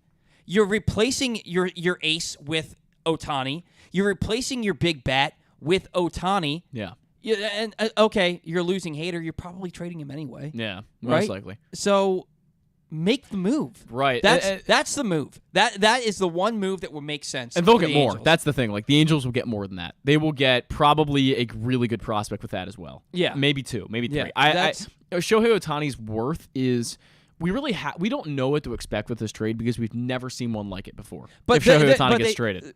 But they said that they're not trading. Correct. Yeah. I think that they close themselves off to a potential like the blockbuster of all blockbuster deals that we will have ever seen in the history of baseball. What's your prediction for Ohtani's contract? That's the biggest question here. I think the conversation starts at 10 years, $500 million.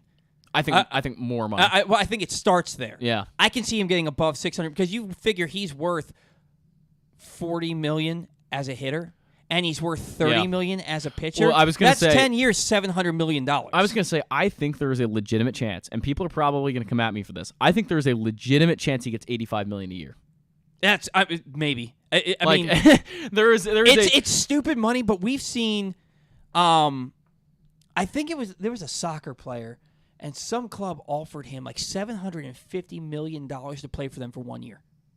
Probably was Ronaldo, right? No. This was recent. This is a guy I've never heard of. I just saw this the other day. They offered him $750 million to play for them for 1 year. I think something held it up, but I mean, you saw David Beckham get 5 years, $250 million in soccer. You see these MLS. These $50, $60 million a year deals in the NBA. Messi is making a ridiculous amount of money right now playing in the MLS. Yeah. And that's MLS. So you look at the money that MLB owners have and are going to be able to give out. They also have bigger rosters. Ohtani is going to be the best free agent chase we've ever seen in the sport. Yeah, there's going to be no free agent chase more fun than this one. It's going to be crazy. It's going to be absolutely crazy. What's crazy is that we're an hour and 15 minutes into the show, and we haven't taken a single break yet. We got to catch our first break. Toyota Tacoma is a sponsor for the show, and it comes in a range of models and trim lines. You can choose the perfect Tacoma to reflect your unique personality and driving habits. So check out buyatoyota.com for deals on new Tacomas from your local Toyota dealer today. Well, what are you looking for me to do? You're just going to go straight to break. Okay. Yeah. It's another exciting weekend of affordable family fun at Prince George's Stadium with the Bowie Bay Sox. One of the most special nights of the season on Friday the 4th, Navy Night. Come celebrate the newest plebe class. Back-to-back fireworks carry on to Saturday with our pregame Touch a Truck event. And it's the last of our big hitter bobbleheads, Colton Cowser on Sunday for the first 750 fans. Get your tickets now by calling 301-805-6000 or anytime online at baysox.com. The Bowie Bay Sox. Let us be your 9-inning vacation. I'm Michael Jangrandy, president of AJ Michaels, your carrier energy expert for 44 years. Save money, energy, and make your home more comfortable and virus-free. Find us at ajmichaels.com. That's ajmichaels.com.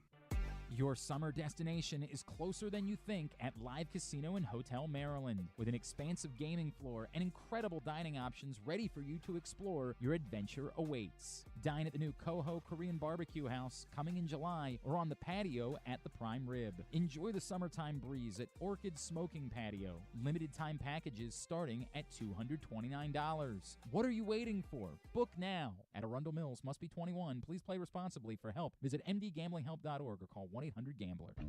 Make the most out of every day in your Toyota RAV4. Available in hybrid or gas-only models. A RAV4 can get you where you want to go in style. Check out buyatoyota.com for deals on new RAV4s from your local Toyota dealer today.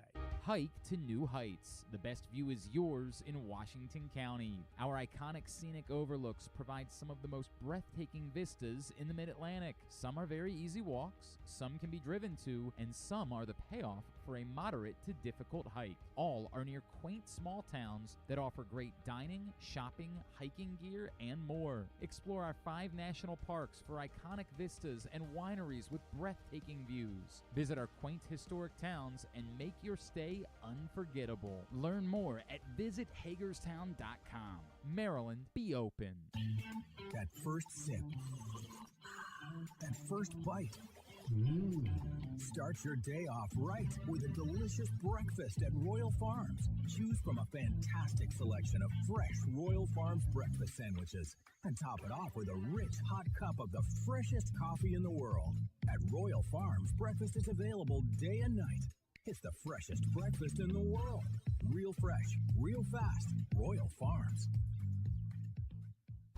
Costas Inn has been serving up delicious steamed crabs for over 50 years. Lately, the crabs you want to eat when the weather warms up have gotten harder and harder to get. So get your crab eating game plan in place. Make sure to stick this number on your fridge, 410-477-1975. Call ahead and reserve the size crabs you want. You may be able to walk in, but you may also be disappointed at the size or maybe even get shut out altogether. So call ahead, have a plan, and then arrive on your crab eating vacation. Costas also has delicious crab soup and crab cakes. The Costas Inn at 4100 North Point Boulevard. For more than 50 years, they've been satisfying crab lovers in and around Baltimore.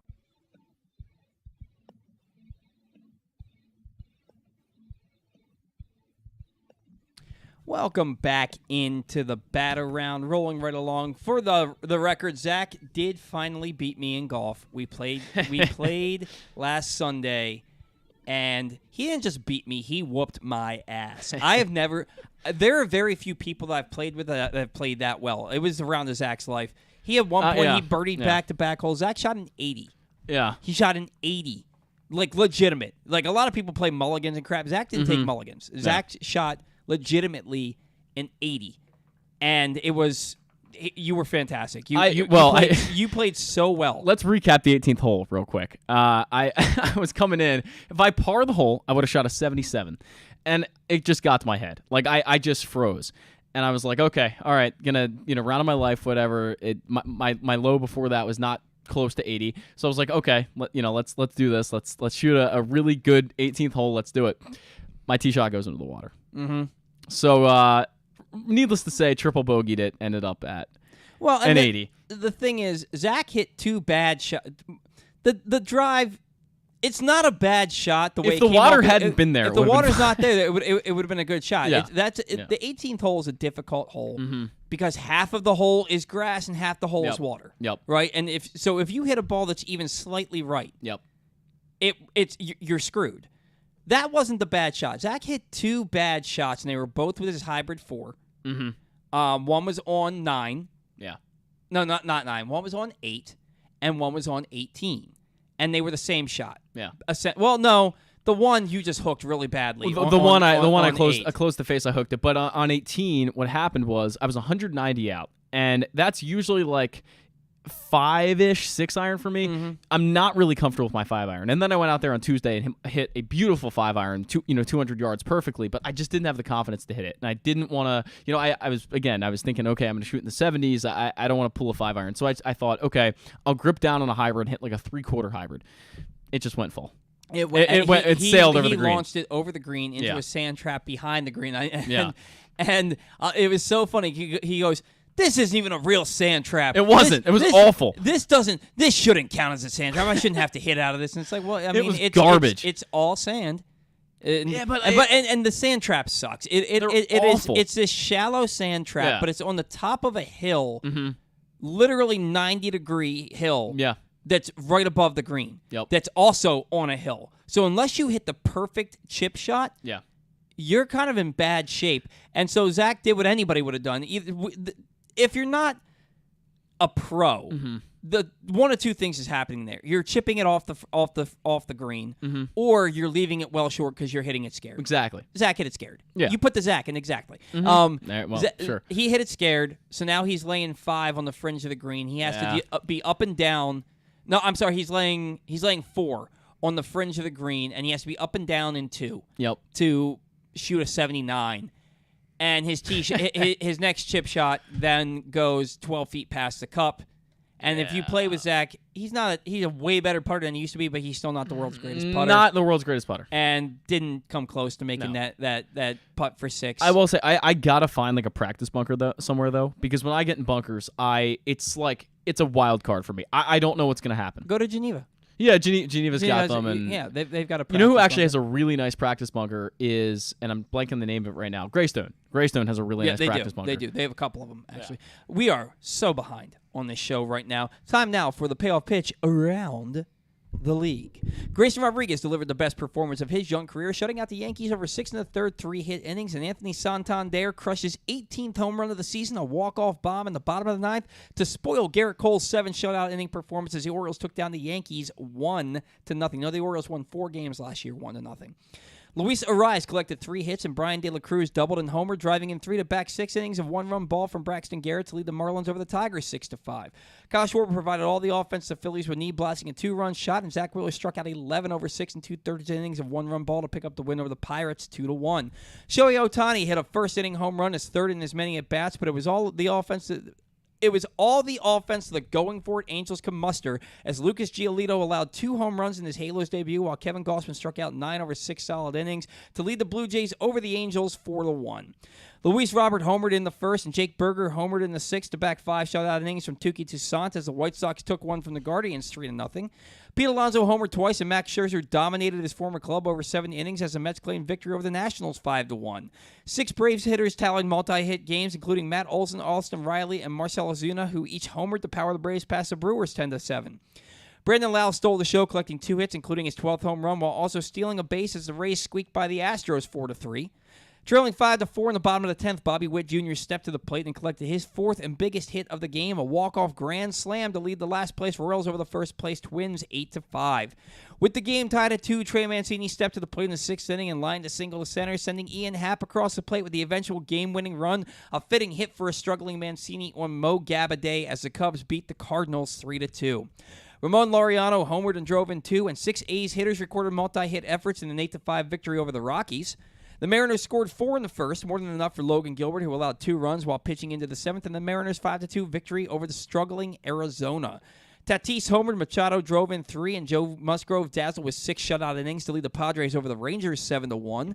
Lucas Fraley and Spencer Steer each homered, and a late Dodgers rally fell just short as the Reds held off LA 6-5. And finally, Tristan Casas homered, doubled, and drove in 2 to pace the offense, while Cutter Crawford delivered a fine performance, spinning 5 2/3 innings of 1-run ball with 7 Ks to push the Red Sox past the Giants 3-2. Zach, what do you got on tap today? We got the 10th overall pick against the 11th overall pick to start the day. Angels and Blue Jays at 3:07 at the Rogers Center. So that's Reed Detmers and Alek Manoah. Was the Angels pitcher picked this year? No. This was Reed. I think 2020 for Reed Detmers. 2021. 2020 he was drafted. I was right. All right, Bo Brisky and Johnny Cueto go head-to-head. Tigers and Marlins, that's 4:10 at Lone Depot Park. Phillies at Pirates, Aaron Nola, Quinn Priester, 7:05 in Pittsburgh. Nationals and Mets in-division matchup. Patrick Corbin goes against Carlos Carrasco, 2 veterans there. That's 7:10 at Citi Field. Twins and Royals, Bailey Ober, Jordan Lyles, the former Oriole, who's looking for his 2nd win of the season after losing 12 games. That's 7:10 at Kauffman Stadium. Logan Allen, the rookie, goes for the Guardians against to be determined, our favorite pitcher for the White Sox, 7:10 in Chicago. James Paxton, the veteran lefty, goes against Ryan Walker, the righty, Red Sox and Giants, 7:15 at Oracle Park. Jameson Tyone goes against Adam Wainwright, the veteran righty. Cubs and Cardinals, 7:15 at Busch Stadium. Taj Bradley goes for the Rays. Hunter Brown goes for the Astros, 7:15 in Houston. Your Baltimore Orioles will start Tyler Wells at Oriole Park. against the New York Yankees tonight. Clark Schmidt on the mound for the Yankees, 7:15 for the O's tonight. Julio Teheran versus Bryce Elder, Braves and Brewers, 7:20 in Atlanta. Paul Blackburn, the righty, who could very well be traded in the next few days, goes against Chris Flexen. Rockies and Athletics, 8:10 at Coors Field. Brian Wu takes on Brandon Pfaadt, I believe that's how you say it. Mariners and D-backs, 8:10 at Chase Field. Martin Perez, the veteran lefty, goes against Yu Darvish, the veteran righty. Padres and Rangers, 8:40 at Petco Park. And finally, the Reds and the Dodgers, Luke Weaver, Emmett Sheehan, 9:10 at Dodger Stadium. Very nice indeed. That segment today brought to you by PressBox Online Offers. Go to PressBoxOnline.com/offers now and get $150 in bonus bets from DraftKings after placing your first $5 bet. See this and other great sportsbook offers at PressBoxOnline.com/offers. Got to catch another break. When we come back in, Orioles banter, some deadline meanderings, and then everybody's favorite broadcaster, Ben McDonald, joins the program. That's next on the Batter Round. It's a Maryland thing you wouldn't understand. Where the waves meet the shore, you will find Dorchester County. Hi, this is Jimmy Charles. When I think of Maryland, I think Dorchester County on the eastern shore where it's open for making memories. Dorchester County, it's a Maryland thing. For more info, visit www.visitdorchester.org. It's a Maryland thing. Hell yeah. It's a Maryland thing. Hell yeah. Costas Inn has been serving up delicious steamed crabs for over 50 years. Lately, the crabs you want to eat when the weather warms up have gotten harder and harder to get. So get your crab eating game plan in place. Make sure to stick this number on your fridge, 410-477-1975. Call ahead and reserve the size crabs you want. You may be able to walk in, but you may also be disappointed at the size or maybe even get shut out altogether. So call ahead, have a plan, and then arrive on your crab eating vacation. Costas also has delicious crab soup and crab cakes. The Costas Inn at 4100 North Point Boulevard. For more than 50 years, they've been satisfying crab lovers in and around Baltimore. The All-America Senior Game powered by New Balance will be back at Johns Hopkins Homewood Field on July 29th. The most decorated girls and boys lacrosse players in the country have been invited to play in what is the premier lacrosse event of the year. Every college coach wants their players in this game, and if you dream of being in this game, you start by trying out for one of your regional underclass teams this summer. The best against the best. Get your tickets now at allamericalacrosse.com.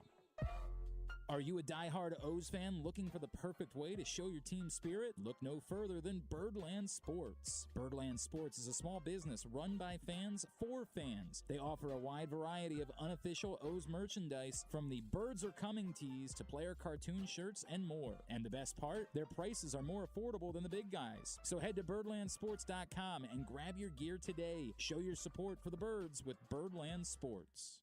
Soak up summertime fun in Charm City. Enjoy only in Baltimore festivals, mouth-watering eats, and endless entertainment. Cheer on the O's at Camden Yards. Pick crabs by the waterfront. Beat the heat inside a world-class museum and make memories that will last a lifetime. Go to baltimore.org for more information and to plan your visit.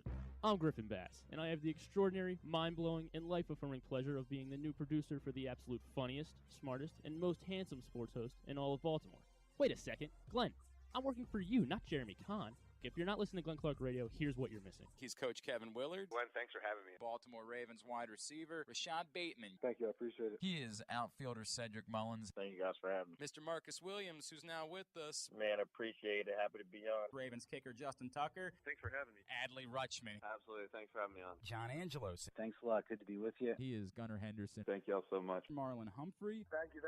Talia Tungavailoa. Thank you guys for having me. He is J.K. Dobbins. Thank you for having me. I had a great time. The great Ray Lewis. Always good to be on. He is Mr. Cal Ripken Jr. Good chatting with you. Watch Glenn Clark Radio at youtube.com/PressBoxOnline and listen live at PressBoxOnline.com/radio or anytime on Apple, Spotify, Amazon, or anywhere you get your podcasts. I'm Michael Jangrandy, president of AJ Michaels, your carrier energy expert for 44 years. Save money, energy, and make your home more comfortable and virus-free. Find us at ajmichaels.com. That's ajmichaels.com. All electronic tolling is is here to stay in Maryland, and DriveEasyMD.com helps you cruise a little easier. We're Maryland's tolling resource, home to Easy Pass, pay-by-plate, and video tolling. It's never been easier to pay your way. DriveEasyMD.com. We'll keep you moving.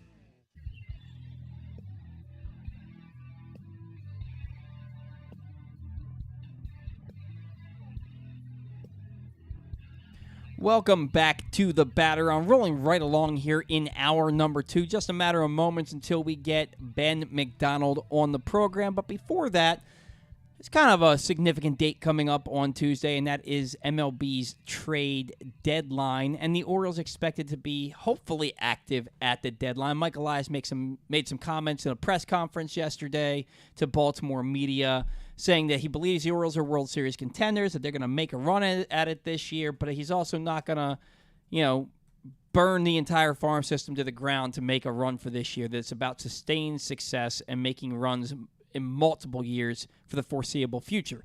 Totally understand that. Anybody with with two eyeballs, anybody with one eyeball, anybody that can't see but can hear, can understand that this ball club needs pitching. That this ball club needs another player or two, probably another reliever, probably another starting pitcher, to really make that final push that they need to get over the finish line and be one of the favorites in the postseason. With that in mind, young Zachary Allen, in your dream scenario, what are the Orioles doing at the deadline to revamp this ball club? And this doesn't include guys that are already off the table, right? Like, I can't say Ohtani. Right. We're talking about, when I say dream scenario, I'm talking realistic. Okay, got it. I think Jordan Hicks is the most realistic dream for me because the guy is really, really good, and he has been for a long time. Like, if you look back at Jordan Hicks' career, you don't find many bad seasons. A guy that knows how to pitch, been on a winning team. I mean, the Cardinals before this year were in and out of the playoffs basically every year. And sure, they didn't win a World Series. They didn't go to a World Series with Jordan Hicks, but the guy has experience, and I like that. I also think that in that same way, Jordan Montgomery is a really good choice. He's been to the playoffs with the Yankees. Now, he's pitched on winning teams basically his entire career. He's had a few bad years. I think his rookie year was quite good, and then his second year was quite bad. But outside of that, he's been pretty solid and pretty average.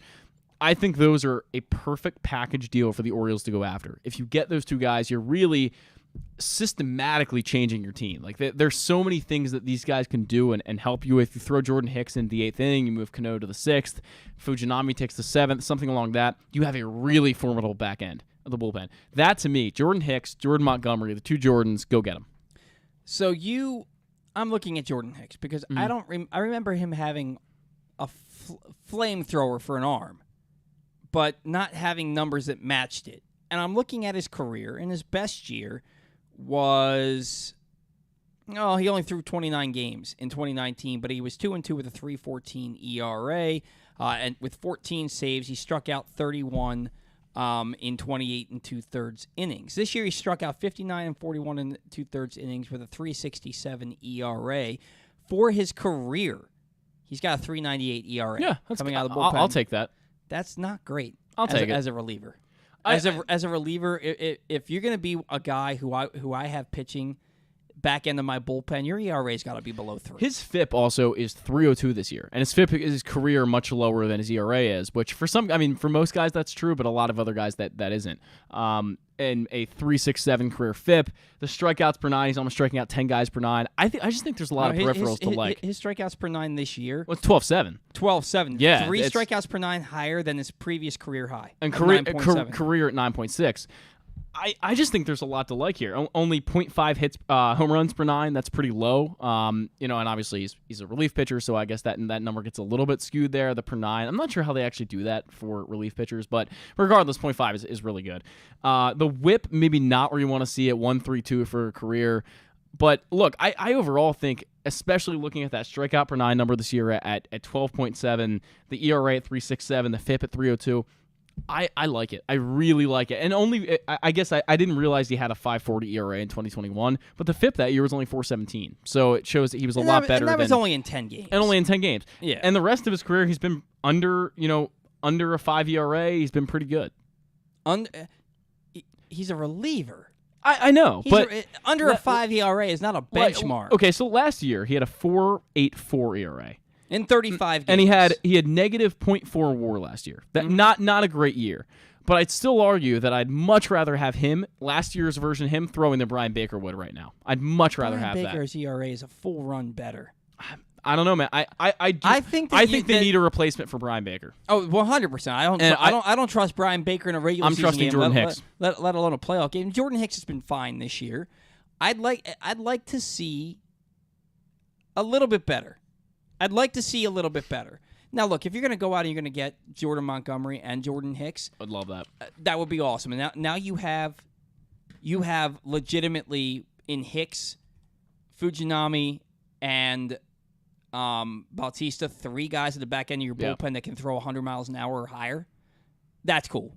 Yeah. And that's really good. No doubt. And then when you include Grayson Rodriguez, who's been touching 101, that would be something. But I just don't know that he's the best reliever for this team right now. But I'm not gonna be upset if that's the move that they make. For me, you've got Fuji. You've got Bautista. You've got Coulomb. Voth is coming back. Maybe he'll be okay. I don't know. You're wondering how much the injury hampered him all year. I don't really trust him. Yeah. I really don't. Yeah, but you really trusted him. We all really trusted him last year. Yeah, that's true. I mean, what a difference the season can make. But if he's back healthy, if he was injured, you never know. So I look at it, for me, I want Marcus Stroman. I want Marcus Stroman. He's opting out at the end of the year, so it's not going to cost you the top part of your farm system to get him. And I think that he makes of course, the Cubs have won 6 or 7 games in a row at this point now to get themselves back into the playoff picture, so he might not be available. But for me, it's either go get Josh Hader or go get Marcus Stroman. If you get Marcus Stroman, your rotation is legitimate. If you get Josh Hader, your rotation is fine the way it is because now you have legitimately 5 guys in the back end of your bullpen who you trust to get outs. And it lets you take some of the pressure off of Cano because Josh Hader and Felix Bautista, that's 8-9 every game. Every game that you need your 8th and 9th inning guys to hold a lead for you, for the most part, it's going to be Hader and Bautista. And Cano can kind of pitch in lower leverage situations, and he can get some rest. Yeah. Because I have no doubt, his arm slot's lower now. I have no doubts that a lot of this is just fatigue because he's pitching more than he ever has. Right. Yeah. Right. So for me, going out and getting a guy like a Josh Hader just improves his ball club so much. I still think they need a bat. I really do. I'm with you. I really do, but I don't think they're going to get one. I think it's not. If you look at the lineup as a whole, you might say, okay, the numbers are pretty good. But then you look at the home run column, and there just aren't that many guys who hit home runs on this team. The Orioles have not done that well home run-wise this year. And I don't know what place they're in, but last time I checked, it was like not all that high. Santander has a lot of home runs this year. 18. But I mean, leader has 39. I was going to say Shohei is a little bit above everyone else, but I don't know who's right behind Shohei, but I assume they're somewhere in the 30s. It's Matt Olson. Matt Olson, okay, 33. Yeah, so I mean, Shohei's quite above the bar here, but I think they need someone else who can legitimately go out there and be a home run threat. And maybe that guy's Ryan O'Hearn. Maybe he starts hitting for a little more power. I would have thought Ryan O'Hearn would have more home runs right now than he does. Yeah. But he's turned into kind of an all-around hitter rather than the home run hitter he was at the beginning of his career, which is fine. But I just think Adley Rutschman hasn't really shown the home run power we thought he'd have. Gunnar Henderson hasn't really done, 15 this year so far? He's got 16. Rutschman's got 14. Okay. The team has 121, which is dead middle of the American League. They're 8th in the American League with 121 home runs. Yeah. You've got Rutschman with 14, Henderson with 16, Santander with 18, and Mountcastle and Adam Frazier each have 12. But Adam Frazier isn't a power hitter. You know what I mean? He's just a guy who's put a good swing on a ball 12 times. Right. You know what I mean? More than 12 times, but you know what I mean. Austin Hayes, I think his power numbers are down, to be perfectly honest with you. Ryan O'Hearn, he's got 9 home runs in 59 games. Yeah. I can't believe he's only played 59 games. I mean, you extend that out over an entire season. I mean, that's about a 25-homer season. Yeah. You know, so... By the way, I think Ryan O'Hearn has to be firmly in your plans for 24. Firmly in your plans. Yeah, I think after the season. You can say that. The way that he's only signed through this year, Well, no, he's arbitration eligible. So he Yeah, he'll go to arbitration, yeah. Yeah, he's a free agent in 2025. So he's under your team control for the next 2 years. Yeah, I think O'Hearn has to be in your plans. I think that the Orioles, though, for the sake of the title of this, the deadline dealings, the Orioles have to do something. Yeah. You know, you can't be the team with the second best record in baseball and stand pat, because you're already showing signs of the team slowing down as far as the rotation is concerned. The bullpen hasn't been very good. If they do nothing else but get a relief arm, I think they're at least doing that. But I think I agree with Stan. I think they're going to get a reliever and a starter. And I think that, honestly, I think I agree with you. I think the most likely package would be something for Jordan Montgomery and Jordan Hicks. I'd love it. It makes sense. And if you want to throw Paul Goldschmidt in there, and we'll throw that would be. We'll throw in somebody. You know, who would you realistically throw? I'd throw in Heston Kjerstad if you got Paul Goldschmidt. If you were giving me Paul Goldschmidt and he's under team control for next year too, I'd throw in Heston Kjerstad. Yeah. With that, because you know that. You're going to have Kalser. You're going to have Mullins. Santander is probably going to be around next year. Because Santander's he's only 28. Yeah. You know, and then you think about the fact that Kobe Mayo is probably going to be playing first base for you at some point next year. You also have Ryan O'Hearn in your plans. I'm okay. I want Kjerstad in Baltimore, but if it's going to give me Paul Goldschmidt for this year and for next year, along with Hicks and Montgomery, I think you have to pull the trigger on that deal. We're not that far away from seeing what's going to happen. It's only about 72 hours and some change before we know for sure what the Orioles are going to do. I'm all but certain they'll do something. If they don't make a move, I will be shocked. I will be absolutely shocked. Yeah, they'll do something. And again, like I said last show, I really feel it's going to be that Fujinami type of guy where they try to find a really high reward, low risk guy. I still think that, and my gut is what says what I think Mike Elias might do. And maybe they feel that guy's Jordan Hicks. I mean, there's not really a lot of risk, really. I mean, there kind of is. But I guess, depending on what you give up. But that's a huge question mark. We got to get Ben on the phone. Ben McDonald coming up in a matter of moments. In the meantime, I want to remind you today's show brought to you by PressBox's Glenn Clark Radio, which is the definitive place to find the best daily discussion of Baltimore sports. Watch the show every weekday from 10 to noon at youtube.com/PressBoxOnline or Facebook.com/PressBoxSports. Or listen at PressBoxOnline.com/radio with podcasts available on iTunes, Spotify, or anywhere you get your podcasts. You never know who might pop up on GCR. This week, Glenn was off, but Stan the Fan and Ken Zales still had a great week of guests, including Orioles legend Rick Dempsey and Bat-Around legend Paul Valley. You can find those interviews and more. That's not in the read. I added that. You can find those interviews and more right now in the Glenn Clark Radio Week in Review feature at PressBoxOnline.com. Joining us now on the Bat-Around, one of our favorite guests, Orioles broadcaster, former #1 overall pick for the Baltimore Orioles. He is Ben McDonald. Ben, it's Paul, it's Zach. Thank you so much for taking some time to come on the show today. How are you? My pleasure, guys. How are you? Doing really well, especially after that Orioles 1-0 victory last night. Orioles best record in the American League, second best record in all of baseball. Trade deadline approaching here in a matter of days. Ben, let's talk about last night's game. How impressive was Grayson Rodriguez? Is this the best you've ever seen him? Yeah, the best I've ever seen him, and it wasn't even close. Like, this is, considering it's the Yankees, considering you're at home, what's on the line now, what the Orioles are playing for, where they are in the standings. You know you're facing Garrett Cole, and run's going to be at a premium because he's simply one of the best in baseball. I thought Grayson Rodriguez, it was the best I've seen him. The velocity was up again. His fastball command was the best that I'd ever seen it by far. And that's the reason why he threw about 10% more fastballs than what he typically does in an outing. You know, he just kept shoving that high-velocity fastball in there in the zone. He pitched a hit in the count. He threw a lot of strike ones and was able to get to his changeup and a few breaking balls, but he did most of the damage with the fastball. So I was impressed with Grayson Rodriguez. I think that's the guy that most people thought that he would eventually be. I think we'll see this in spurts from time to time, but in a couple years from now, that might be the guy you see go out there and do that 2 out of 3 times.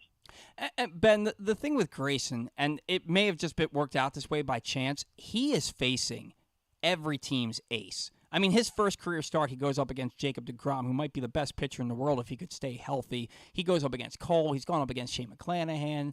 How big is that for his development and for his growth as a pitcher to be matched up against the aces of every other team that he faces?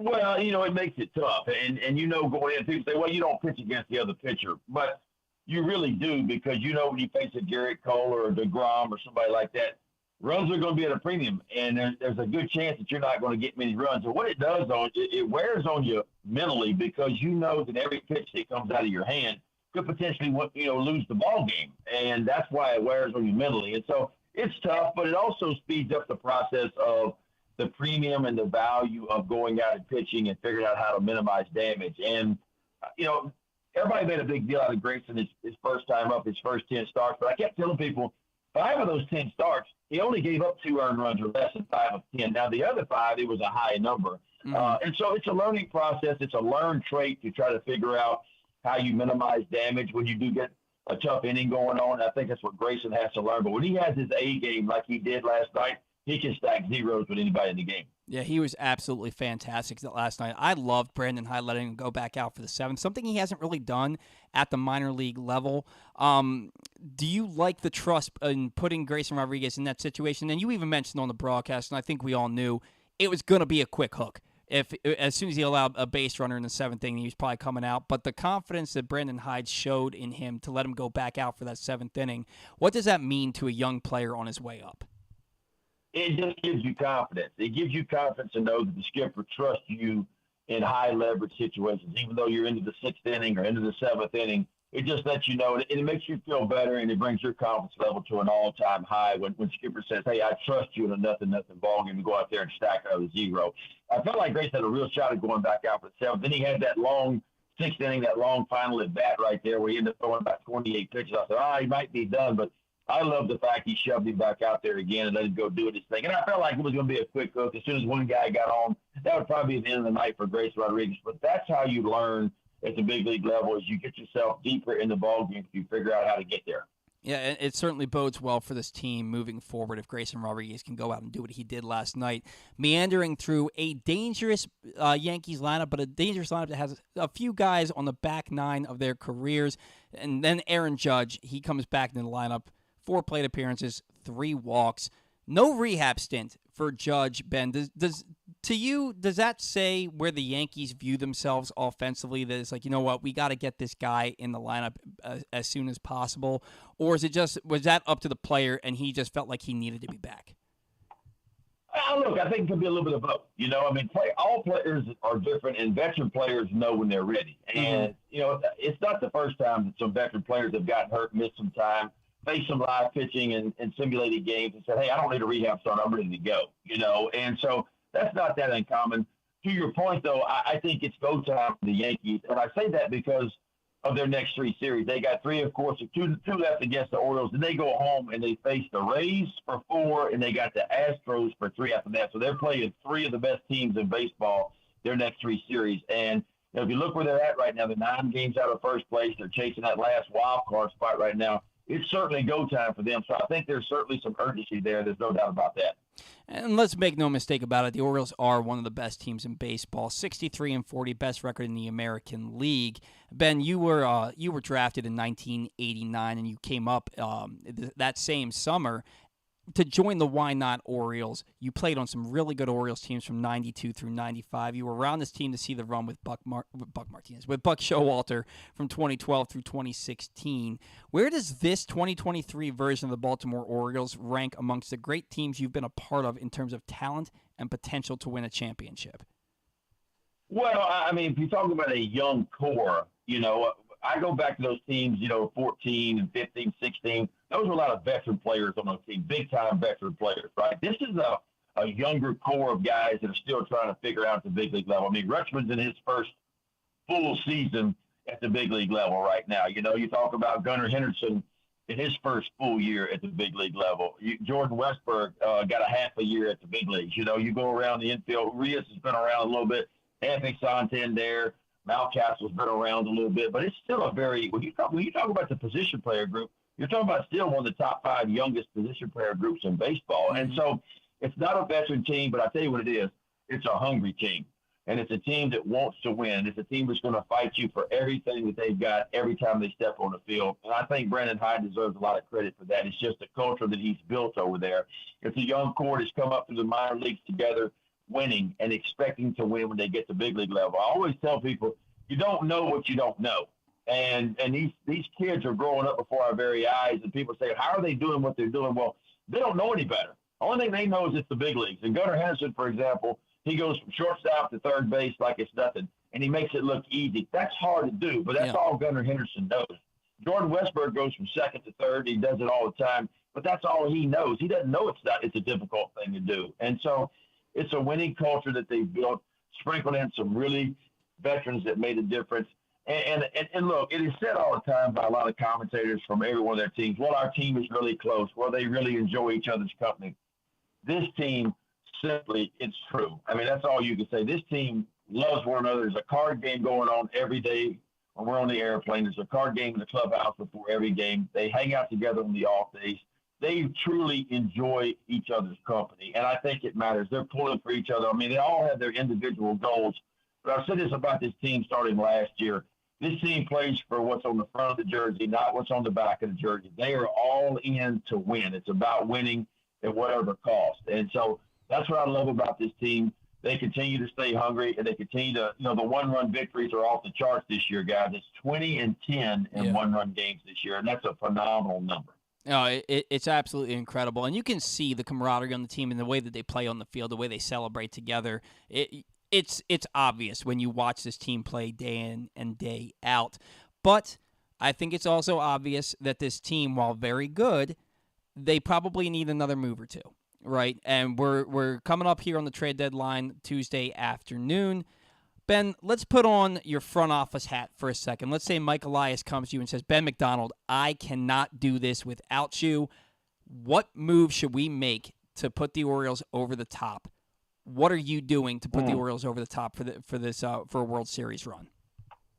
Well, let's start with a starting pitcher. The way I look at this, and I told this to somebody the other day, it feels like Mike Elias is not wanting a 2-month rental from a starting pitcher that he's got to give up a lot to get there. I just don't feel like he's going to do that. And I don't blame him for that. It's kind of like sitting at the card table all night and you're playing Texas Hold'em, and you've worked 4 hours and you got this pile of chips in front of you all night long. And then on the very last hand, somebody tries to push you all in. And now, do you take your chips and go home and say, no, I'm folding, or do I push all in and really gamble? And for me, I think that's where the Orioles are right now. A 2-month rental to give away 3 of my best prospects doesn't make sense to me. This almost feels more like one more reliever, more of a back-end guy, 7th, 8th inning guy, to kind of bridge another gap to be able to get to Bautista on the back end.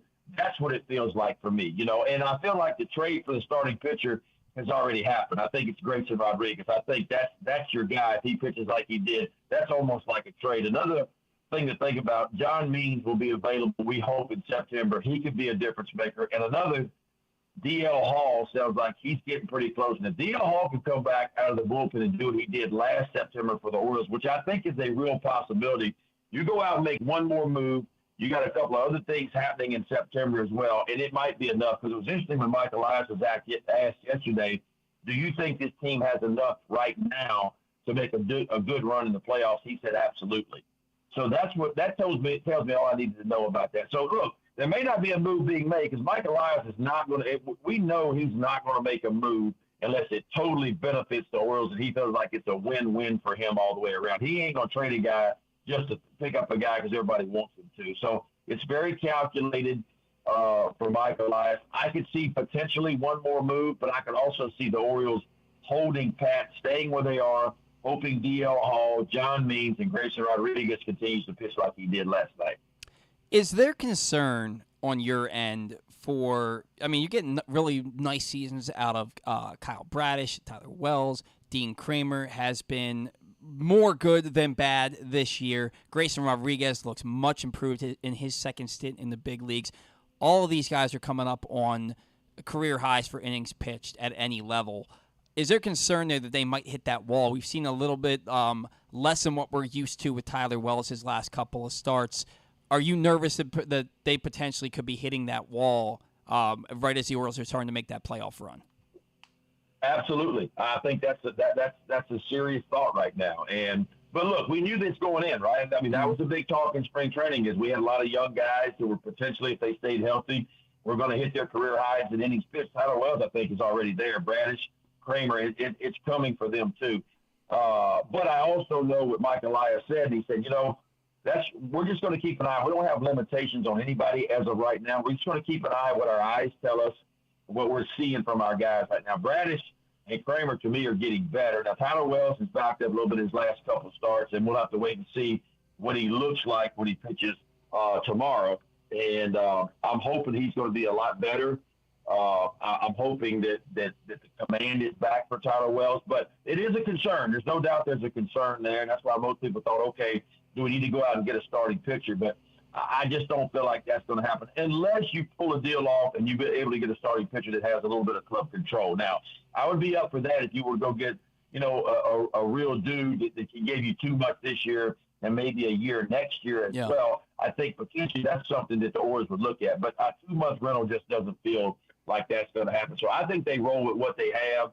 And, again, I think they're hoping that John Means maybe can make a difference in September in case somebody does begin to tire a little bit.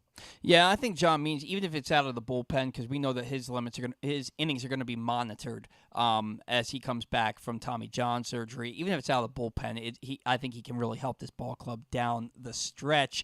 Now, the Orioles offensively, they just come off a road trip where they scored 3.8 runs per game. They win a game last night 1-0. I get it. That's against Garrett Cole and the league's best bullpen. That's understandable. Do you think that the Orioles need to add a bat to this team, or is it only a matter of time before Calzer and Westberg get going, and then maybe Heston Kjerstad plays the role of a 2022 Gunnar Henderson and comes up in August to help for the stretch run?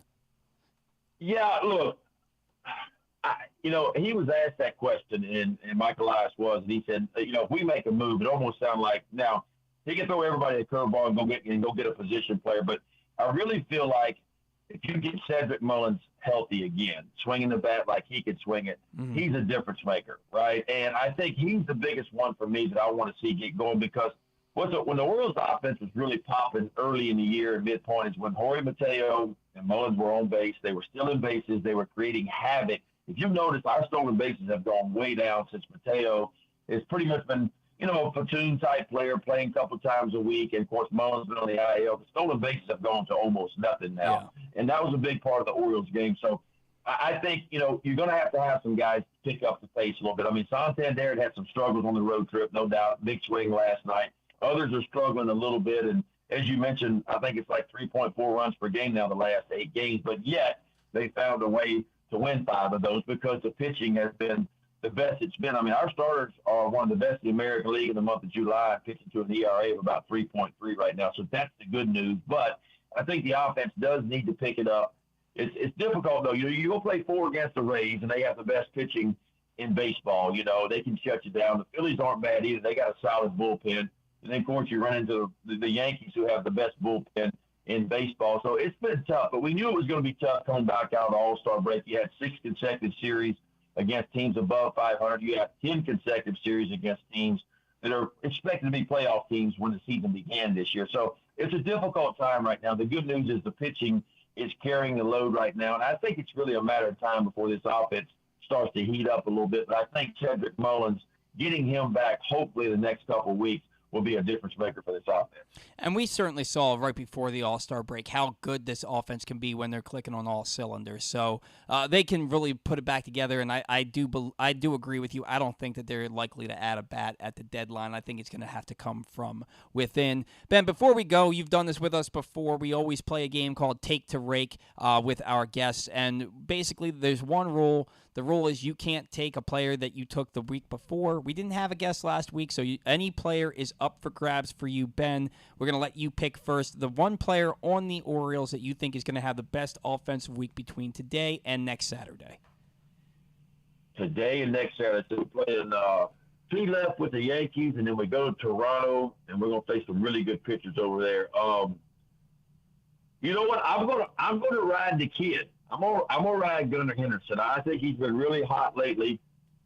I know a little bit of a struggle for him last night, but I like some right-handed matchups that he's got coming against the Yankees and, of course, against the Blue Jays. So I'm going to go with Gunnar Henderson. All right, Zach, who you got? I'm going to go – give me Ryan O'Hearn. Ryan O'Hearn. All right. I'm going to take Anthony Santander.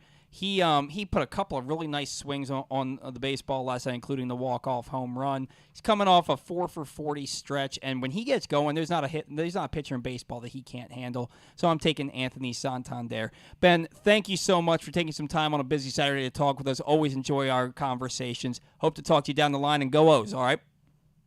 Anytime, guys. Take care. See you.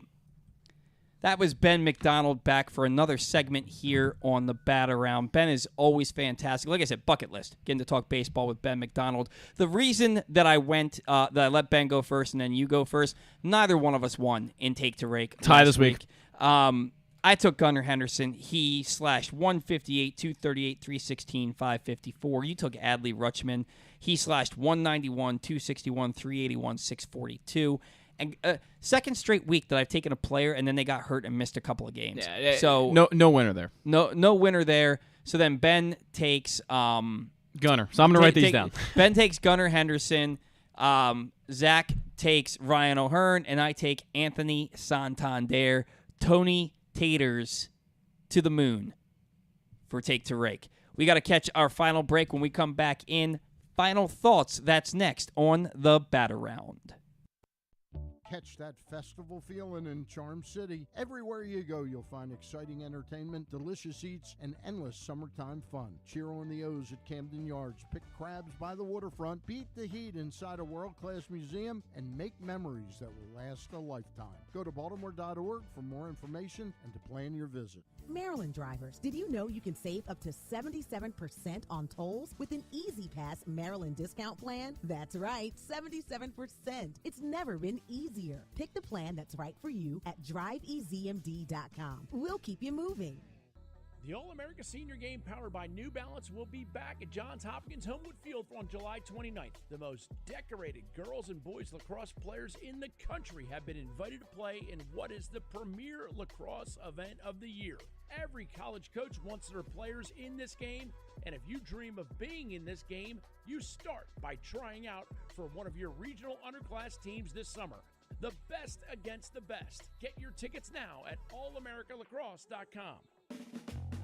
It's another exciting weekend of affordable family fun at Prince George's Stadium with the Bowie Bay Sox. One of the most special nights of the season on Friday the 4th, Navy Night. Come celebrate the newest plebe class. Back-to-back fireworks carry on to Saturday with our pregame Touch a Truck event. And it's the last of our big hitter bobbleheads, Colton Cowser on Sunday for the first 750 fans. Get your tickets now by calling 301-805-6000 or anytime online at baysox.com. The Bowie Bay Sox. Let us be your 9-inning vacation.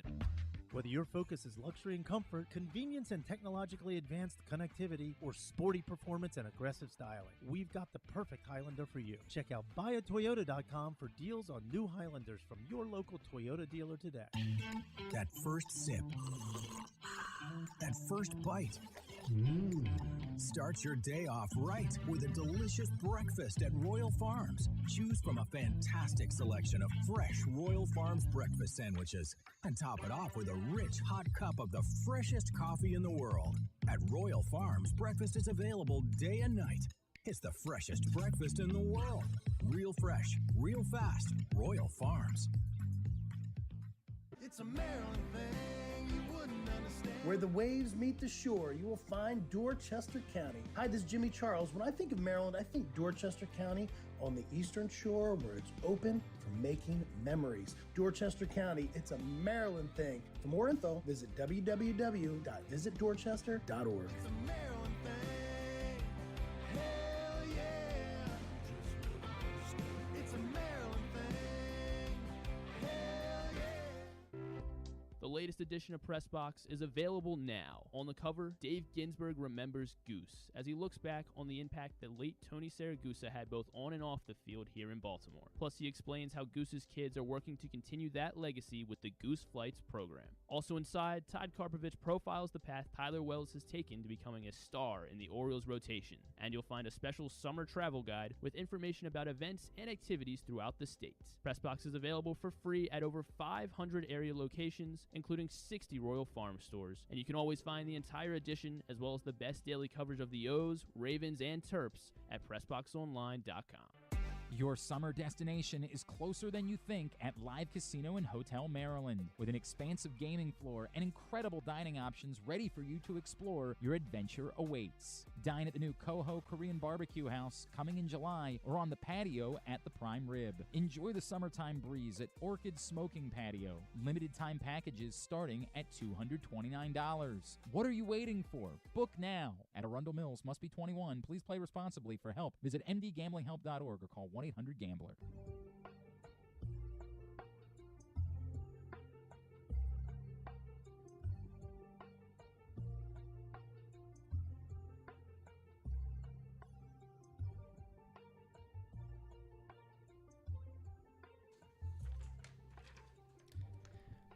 Back in.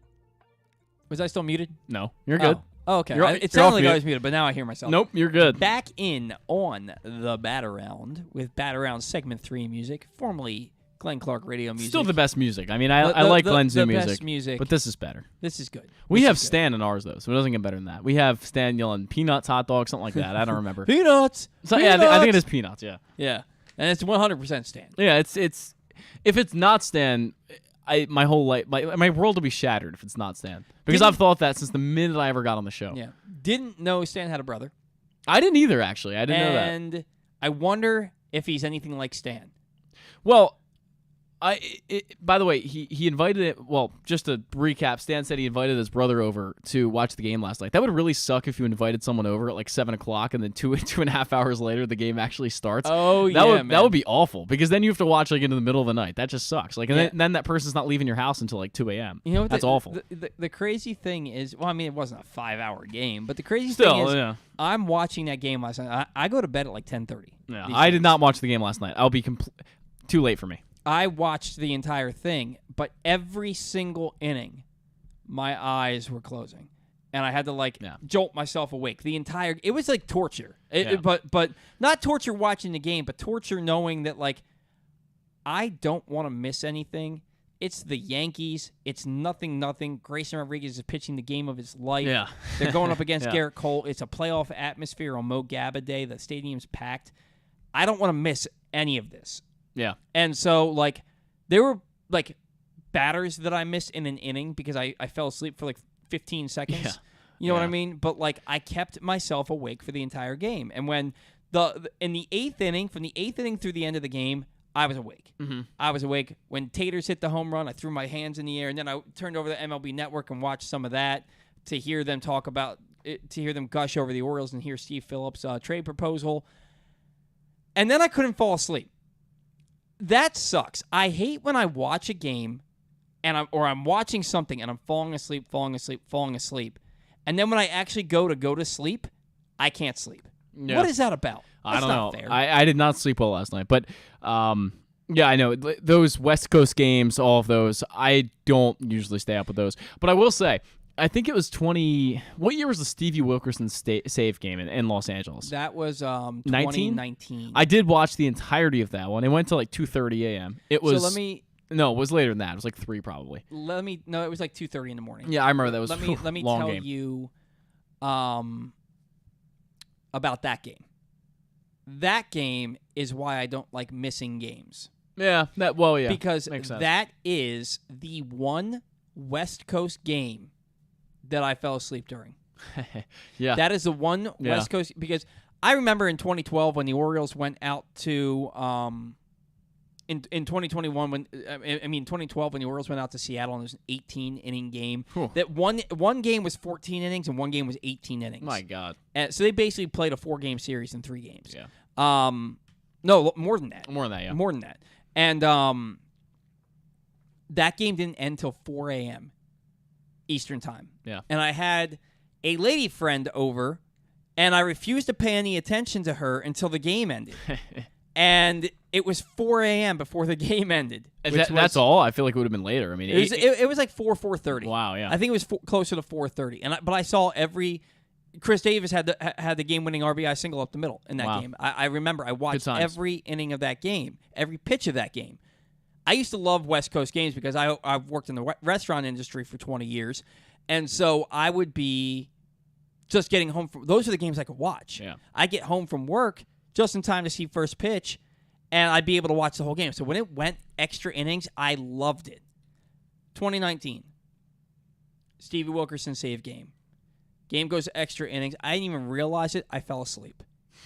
When I woke up, the game was over, and I turned to Laura, and I say, hey, what happened? Did the Orioles win? She goes, yeah. I said, what happened? She goes, it was the craziest thing ever. And then when she tells me what happened, and I got on Twitter and saw what happened, I was, like, you can ask her, I was beside myself upset. I believe it. Stevie Wilkerson's jersey and cleats went to the Hall of Fame because he became the first I position saw him player there, yeah. ever to get to earn a save in a game. Mm-hmm. And I missed it. And they had the bases loaded with nobody out in the bottom of one of those innings and didn't score. Yeah. And I missed it. Missed the whole damn end of the game because I fell asleep. I was beside myself upset. So because of that, when stuff like last night happens, I do not go to sleep, even if I really need to and really want to. Now, I went to sleep earlier this year on some West Coast games because it was like a lot of the times they were either winning or like I knew they were going to win, stuff like that. A game against the Yankees in July when you're in first place and they need to start winning ball games and it's a pitcher's duel back and forth, nothing the entire game. Yeah. I'm not going to bed.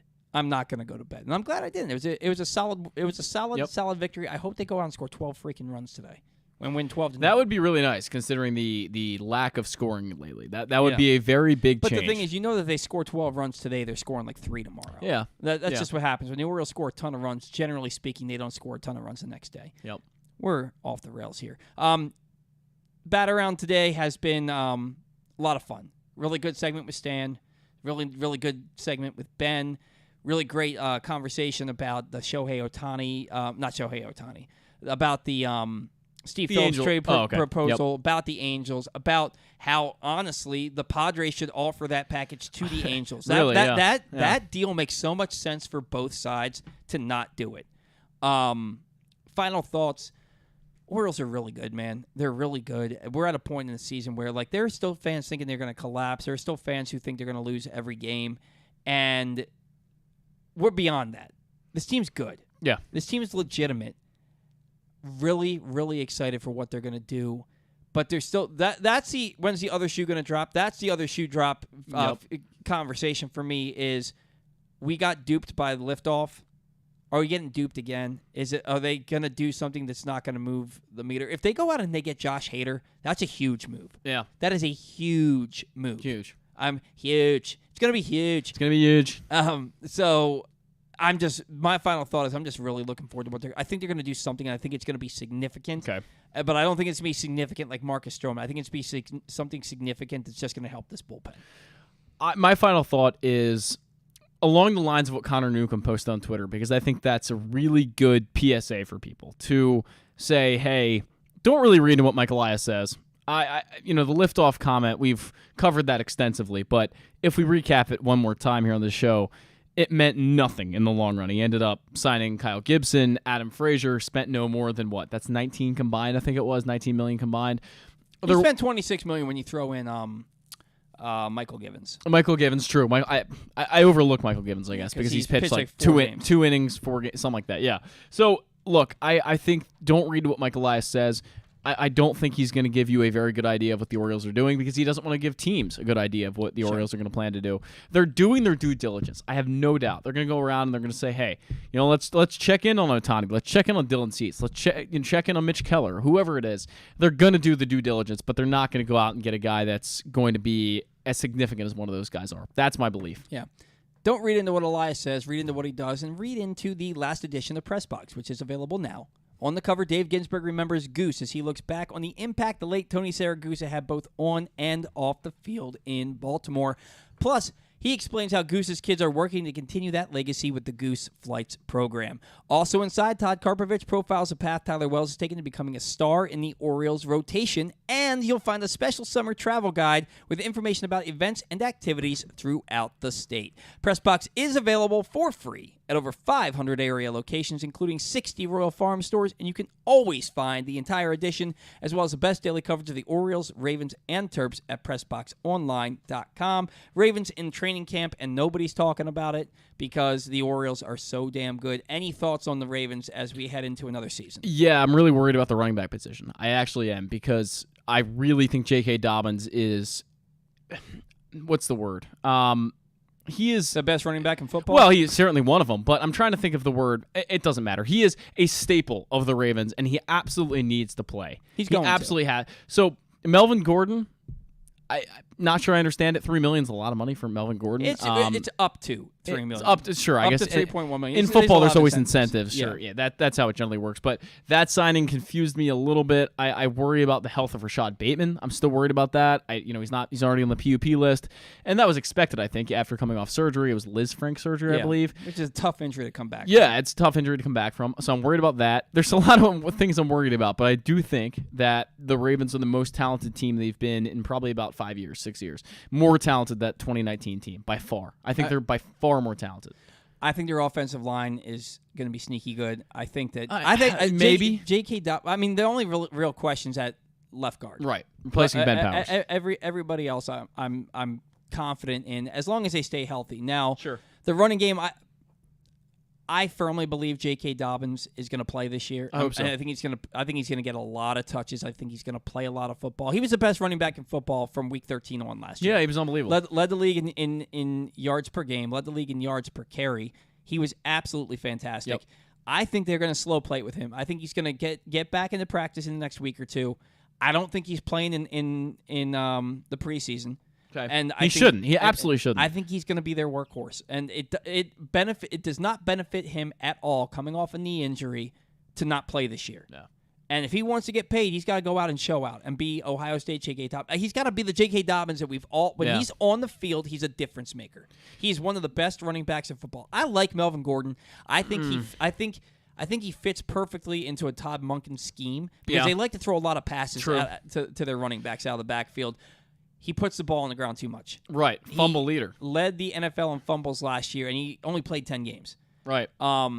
They've got to find a way to keep him from fumbling, and maybe that's just using him in the pass game more than not, more than they hand the ball off to him. But between him, Gus Edwards, J.K. Dobbins, I have confidence in this running game. I have confidence in Lamar Jackson. He has the weapons to get it done. The defense is going to be disgusting. Yeah, I think the defense is going to be. They have two. They might have the top safety tandem in the NFL. They have a top 3 linebacker core in the NFL.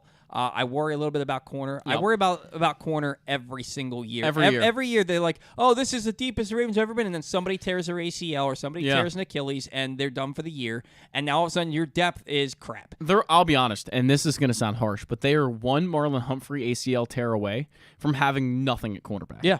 They're going to have nothing. Rocky Sin is fine, but he's not going to be able to cover the league's best receivers. Like, if he goes up against Tyreek Hill, he's not going to be able to contain him. I guarantee you. Jalen Armour-Davis, Pepe Williams, they're not going to come in there. Complete question marks. Yeah. They need to do something at corner before the season starts. I don't know if probably not going to happen, but I really would love it to. Because they really lack depth there. Again, Marlon Humphrey is the only guy you can really count on to be able to cover top receivers. I like Rock Sin. He was the star of the Raiders defense last year. One of the only guys that showed out. But I really can't see him being successful against Tyreek Hills of the world and the DeAndre Hopkins of the world and those guys. He's not going to have that ability. Yeah, and I'm always nervous about their corners.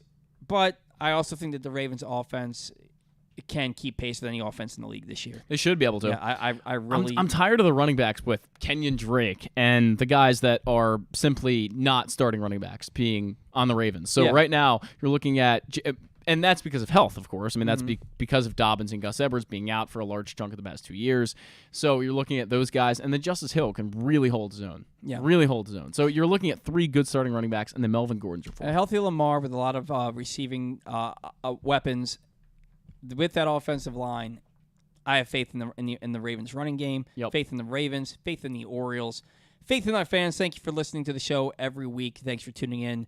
Without you, we don't have a show. Thank you to all of our sponsors. Without you, we also don't have a show. Thank you to our guests, Stan the Fan, Charles, and Ben McDonald, 2 excellent segments today. Really fun show. Thank you to Zach for being here every week and doing the job that he does. Couldn't do the show without you either, my guys. So thank you. And thanks to me, because nobody else thanks me. Oh, God. All right, guys. John Colson thanks you. Enjoy the rest of the Orioles-Yankees series. Enjoy the trade deadline. We'll be back to break it all down next Saturday on the Bat Around. Until then,